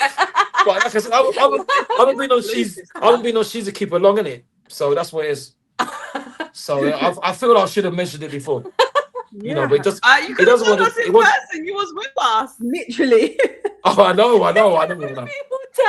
Yeah, it's true. No, I know. You I was thought, told about. yeah, How many it's watching right now? 55 people right now. I think. How many? I don't know. It said 55 a second ago. Oh, right, okay. So you've obviously told everyone on AFTV this. Well, I've said it on. You go on them shows often. Yeah, I've said it on one of the shows. So it's not a secret, so the whole world knows. Well, I don't know if the whole world knows. I don't know if the whole world knows who I am. Thank you very much. Thank you. I feel like. Thank you. Well done. She's a keeper. Yeah. I just feel like a bit bad that I didn't know all this time. I mean, years you've been married. Don't feel bad. Wait. Apparently, he announced it on the Buyers show. Oh, you announced it on the Buyers show? Yeah. Oh my God, look. He said it on DR Sport. He said it. Last year. He's just giving us groundbreaking. No, I haven't. Top secret. Like I said, I haven't been. I should have messaged you in person. Is married. Oh my God. I'm horrified, Taiwo. I've gone from feeling really special and privileged to like a nobody. Like, you. You're not a nobody. You're not a nobody. I mean, not a nobody, but like, it's just like, you know. No. Wait, you are my present. You chose to tell us online. Is it Emma Hayes? Say that again. Yeah, right. Married to Emma Hayes. Is it Emma Hayes? Is she? The thing is, you know what? If you were a comedian, you'd be funny. Is Emma? I thought that was funny. Listen, is Emma Hayes Nigerian? Is my answer to that? Nigerian. Exactly. We're finding out more. Exactly. So it's not then, because Emma Hayes is not Nigerian as far as I know. Wow. Damn, girls. Truly devastated. Why? Why are you devastated? Oh, you're very kind. No, it's cool, man. It's cool. I'm so happy for you, Ty. Yeah, I'm so happy. I think that person said that before as well. I can't believe you didn't invite us to the wedding. Yeah, like I said, I'm upset about that. I can't lie like that. We're having a big ceremony in it, so you're when? We need to get our outfits ready. I won't say on there. Yeah. Do I need my gele? Let's be matching. Sorry? Do I need my gele? If you could get one, yeah, absolutely. That'd be nice. She said, "Do I need my?" Yeah, absolutely. If you could have it, that'd be great. Wow. Thank you, legendary Lucky. I don't know about legend, but you're very kind. You're very kind. Wow, I never expected to be having this conversation this evening, Ty. We was here to talk about football. We find out Ty's married. That is because you imagine after all the years you know me, you didn't know I was married. Like, what? I know. I'm just like trying to process what's just happened here. I thought he was taking the. So, does your wife live with you? Someone said that she lived in another I can't. Well, I can't answer that. Legalities. People knows about sorry. Nice one. Native way. Yeah, I know. That's a good question. I'll tell you off air. I'll tell you off air. No, I actually feel like a bit emotional. Maybe not, because it depends. Like, I'm it shocked. depends. Like, I just love stuff like this. Like, when my friends get married, I'm like, literally there. Like, It's so beautiful, isn't it? Like, I'm so happy for them. Yeah. We're really happy for you, Ty. Thank you. This is so special. Thank you very much. Isn't it special, girls? What a great week. So I'm just saying. so differently now. It's so true what they say about in the working life and life in general, that you just look at married people differently. Like, it just, I don't know what it is. Thank you very much. That makes sense. Yeah, just want to. Am I making sense? No. Yeah. You're going to Like, take him more seriously now. He's a married man. You want more details? Well, I'm sorry. That's enough details. Yeah. I'm sorry. That's enough details, Henix. That's enough details. That's more than enough. Wow. Thank you very much. Congratulations, Ty. I Thank you can't very wait much. to tell everyone who loves you. What's it like Thank to you, be in love? Look, he can't stop smiling. It's so cute. I'm smiling because of Kai yesterday. But obviously, and my wife as well. Obviously, and that too. Sorry, and that too. He's such a romantic. I'm hoping she doesn't watch any of your content, honestly. Yeah, does your wife watch any of the shows you do? Yes, she does. She does. And I kept on saying. Does she have a problem with you being on She's a Keeper? No, she doesn't. But I told Yardi. When Yardi's saying things, she actually moaned about Yardi. I said, listen, Yardi's saying it, not me. And I told Yardi, you're saying things. No, because he said something, and I said that, listen, my wife is watching. Because, for example, I'll say, are women, Arsenal women. He say, you're women. I said, no, they're not women. They're Arsenal women. But he will say, I'm saying, are women. So I say to my wife, it's not me that's saying it, it's Yardi. So. Oh, he wants you to say our women. Yeah, because our women, the club women, women. That's what yeah. I mean. But Yardi said, my boys, exactly, children. Exactly. Your women. Yardi says your women, but they're not my women, no. Yeah, I say our. Yeah. Wow. This is golden. Oh my God. Will we get to meet your wife, Ty? I'd love to meet her. Of course. Well, if she's watching, I want to say a huge congratulations. Make sure you take care of our Ty because he's special. Thank you. You're very kind. You're very kind. I'm very happy for you both. Thank you very much. Thank you. I really appreciate that. Thank you. We was with you today. We didn't even say nothing. Yeah, I'm lost for words. Yeah, because that's what I'm just like a bit like, whoa. I'm lost for words. Because I keep it quiet because I don't want to. I've divulged enough information, so that's what it is. Let it out all over the internet. Exactly. Well, you know. Well, he kind of has, but in small doses. I've divulged. Controlled. I divulged enough. Yeah. Oh, thank you, Henix. Time deserves the world. No, honestly, well, in all I think they all do. You're a really, really, really good person. And so you all enjoy your Fizz too, and I'm just really happy for both of you. It's lovely. Thank you. That's very kind. It's so cute because people obviously only ever see you passionately talking about Arsenal and just exactly. No, and they think they know all. They think they know all about me. That's the thing, and they don't. I mean, we didn't know all about you. But we know a lot about you, other than and we work with you. Yeah. But no, genuinely, outside of Arsenal, like people don't know like how lovely you are, how kind, how intelligent. Like honestly, that's how loyal and genuine, and what a good friend. Well, that's as you feel. Oh, listen, I'm very kind. I'm gonna start crying in a minute. Very kind. Oh, you're gonna make us cry. And that's a nice comment from. I don't know how to say the name. He said very passionate about Arsenal, and we can all laugh at some of his takes, but deep down he's lovely, really deserves happiness. That is so cute. So true. Yeah. Thank you, but I'm sorry, we were saying tiny to tissues. How did this turn into such a wholesome stream? Like some tissues. I know, fine. Listen, you can't laugh at my takes, that's for sure. So I don't know who that is. But you can't laugh at my takes.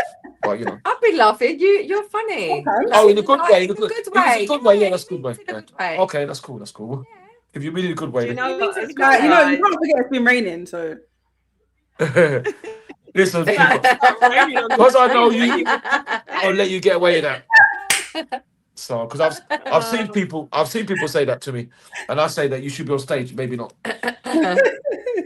What about this comment here? Ty seems to ignore how much he is loved. People troll him, but it's all love, Ty. No. Well, you know what I would say is that no, I don't ignore people that love me, and I love them too, and I'm very flattered. But when people say they love me and they're slagging me off and insulting me, that's not love. That's abuse. That's what I say. So I don't get it too twisted. Because if you love someone, you're not going to be insulting them and try to mock them and disrespect them. If you love someone, you're going to talk to them in a respectful way. So that's two different things. Sorry. So that's what I mean. That doesn't make that. No, I can't agree with that. I just wanted to add on as well. Like when I'm out, people. I meet people and they're always like, oh my God, Ty, what's he like in real life? Yes, so I hear. You know what?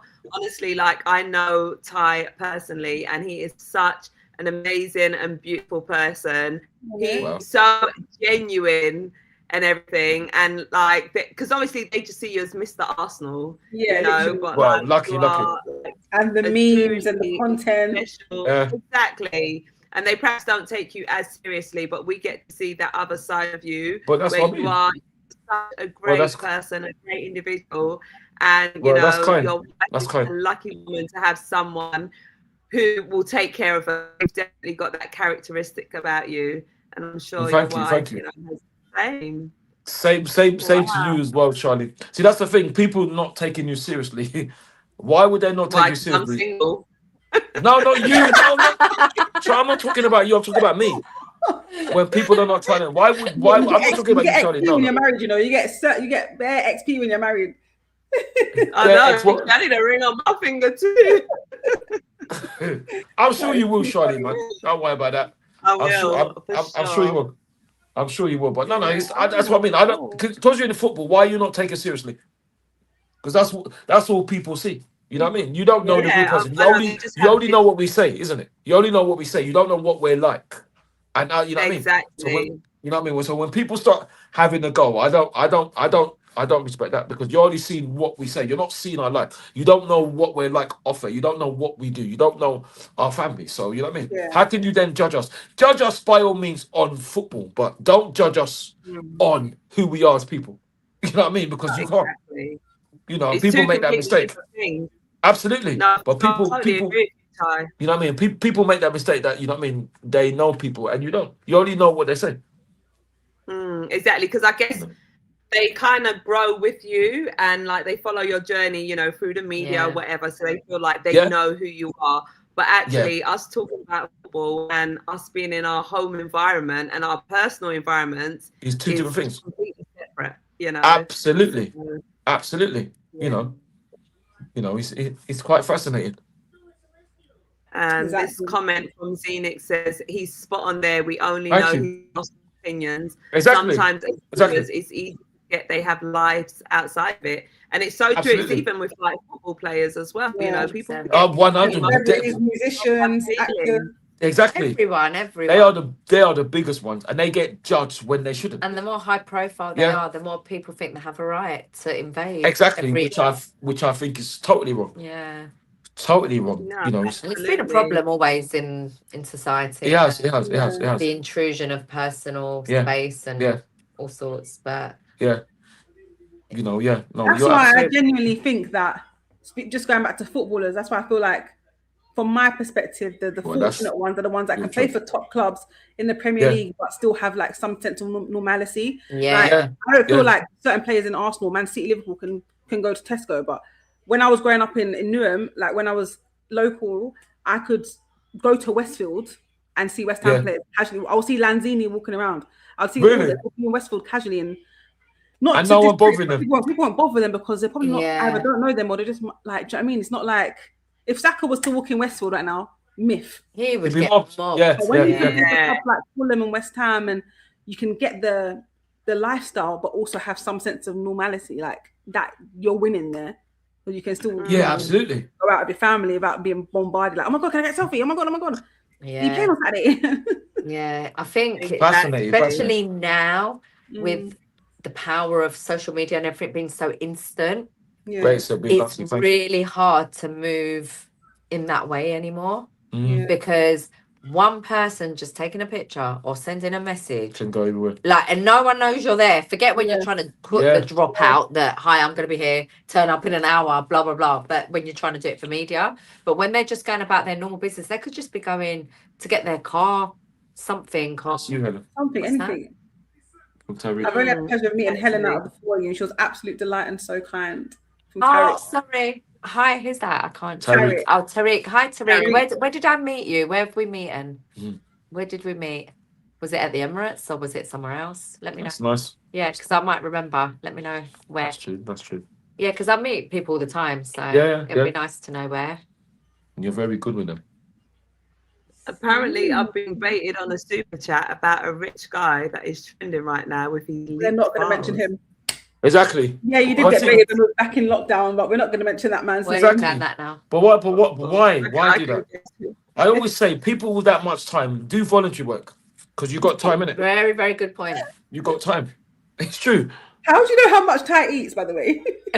Exactly. Exactly. You wasn't eating a lot today, to be fair. Exactly. I've been with him like for hours. I see things like that. How do you know exactly how much? How do you know what? And how do you know I don't put weight on? Food today. How do you know I put weight on? Maybe his wife has like changed his diet. I think so because he's eating. He's not. Yeah. I think Michael Carrick's been amazing so far. Yeah, I totally agree. What an amazing! I think they're going to have to sign him if he carries on. What's he got? Not Nigeria. 2 or 3 wins now. 3 in it. 3 in a row. Mate, that wife will probably play there soon. Thank you. Yeah. Oh yeah. Yeah. I'm talking about. Who is he? A player or a fan? He's just a fan. He's a fan. He's a fan. Okay. I don't know who he is. I saw it the other day. Yeah, 325 until I could cut my hair to Man United in 5 games in a row or something like that. Yeah. Wow. But do you know how hard that is a mad task to do? Because you know how hard it is. But the thing is, they're going to lose tomorrow. He's got to wait another like 6 months until they get 5 in a row. It's 5 in a row consecutively. Yeah. If you really deep it, not a lot of clubs win 5 games in a row, you know. No, I know. You should have said without losing 5 games in a row. Yeah, exactly. But imagine you win 4 and draw 1, like, or you draw 2.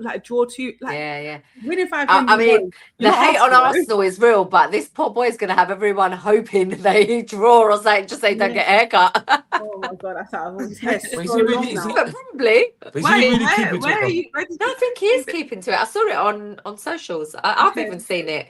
It's got like proper big hair. He's wild hair. His hair like my hair when it's like just been washed and left like out there. But is it real or is it fake? No, real hair. Real hair. Real. Interesting. One of the lucky men that have hair. No shame. Yeah, lucky him. The thing is, I would say with Carrick, I mean, he's quite young. All right. I'd say with Carrick, there's no way should have beaten us. That's for sure. Oh, that's sick. Oh yeah, because when I went on the show, Turkish was like, add your channel so everyone could find you. And I didn't want to add my channel because I wasn't posting content. And I was like, tell them to add She's a Keeper. I forgot about that. Ah, yes, She's a Keeper. Thank you for coming over. Thank you. Fabulous. And yeah, big up to Zenix. Well, welcome to She's a Keeper. Yeah, absolutely. More times. Ty, what's that say? You're an inspiration to me. Oh, thank you, babe. It's thank you. I would say the same about Charlene, Helen, and Pippa. I'm inspirationally lucky, but we're lucky we've got each other as well. On a absolutely. No, we all literally met through football, and we managed to know really nice relationships, brilliant. Yeah. We've shared really special moments as well in the last years we've all known each other. Yeah. So that's been lovely. It's been amazing. Yeah, it's been amazing. It was an amazing time. So we, as much as we helped other people through COVID, like you helped us too. All of that helped us. Yeah. Believe me. Yeah. In that time, it was it was just as impactful. All meeting through football. Exactly. Going through that journey together for me anyway, and I know you all feel the same, but it was truly iconic and special, and something that could never ever be recreated again. Like, it was just such a unique time, very different. Like, because I was hearing about loads of watch-alongs again all of a sudden, and it was making me think, oh my God, like, everyone's going almost back to the watch-alongs again. It's weird, like, in a good way. Yeah, he's amazing. But it feels weird doing the watch-alongs. He does feel when football's on. It like, does. It's bizarre. Because you couldn't go then. Because I couldn't go then. Yeah, but now when you can go, like 100%. Like, I don't think you could stop me going to a game. Exactly. Like, to go and do a watch-along, which seems so bizarre. Yeah. He does. When that was our life at one point. Yeah. Oh no, it's amazing. But it was like, for me, it was like the whole thing of the connection of being together, like we're at a game, because we couldn't be at the game. Yeah. So it was a special time. It was a special time. Don't know what. But I also appreciate that most people can't get to a live game as well, because the demand is so high. So it's nice that people can go to those sort of spaces to get that, recreate that kind of interaction, energy. Like, when I was in Dubai recently, I was away, we had a match on, and it's the first time I've not been like that. I've done that almost. It wasn't a watch along, but it was kind of, it felt like I was at a watch along, because it was like this really cool bar where all the Arsenal fans go in Dubai. It's like the known place to go and watch Arsenal. So it's like an Arsenal fan thing. So it felt to me like being in a watch along, because it was like all our own community, all Arsenal fans, different shirts, different eras, just different people all come together for the love of watching Arsenal take on. Who were we playing that weekend? When was it? Nottingham Forest. Was it Man U?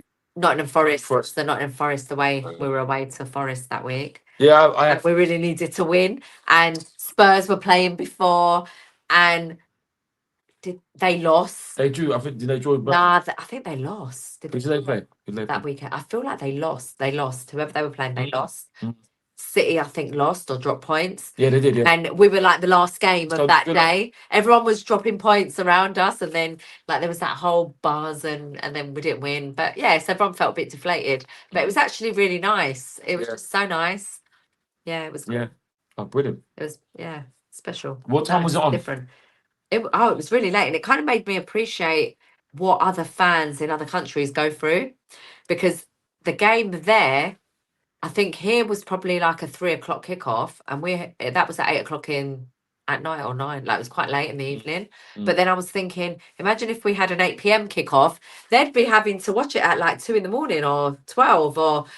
And I was like, what? Like, the dedication. To be up at that time. And that's what fans do around the world. We take for granted in London. Because like, we're like bemoaning, I'm stuck in traffic trying to get to the game, or I need to leave work early to get home. But these guys are setting alarm clocks in the middle of the night to watch matches. And often going out, like in LA, my friends in LA, they have breakfast when they're watching Arsenal, because often their games are like 6 or 8 in the morning, whereas in Dubai, my friends, they'll be, it depending on the time, like when the clocks change, and they'll be watching like in the night or late at night. Like, it's just interesting. Yeah, and we know the struggle of that time, because remember when we done the watch along, when we was over in America, and me and Ty we was fast asleep during the watch along, and you fell asleep, didn't you, Sean?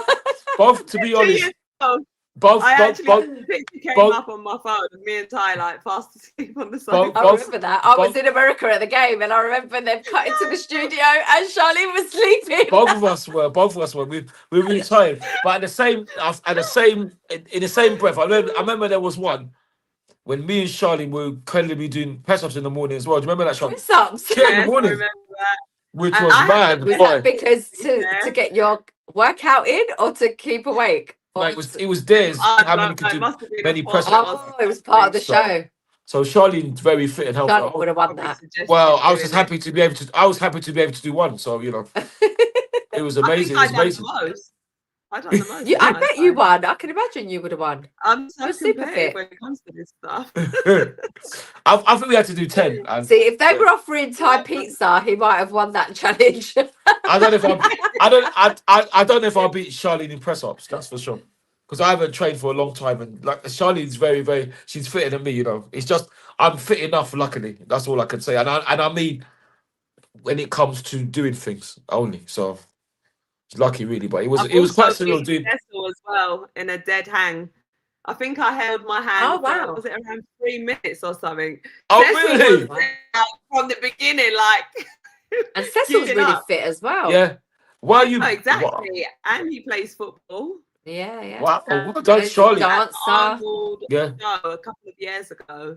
You know, that's amazing. The Arnold Show. I'm sure fitness people here would know about it. The big exhibition they have in Birmingham.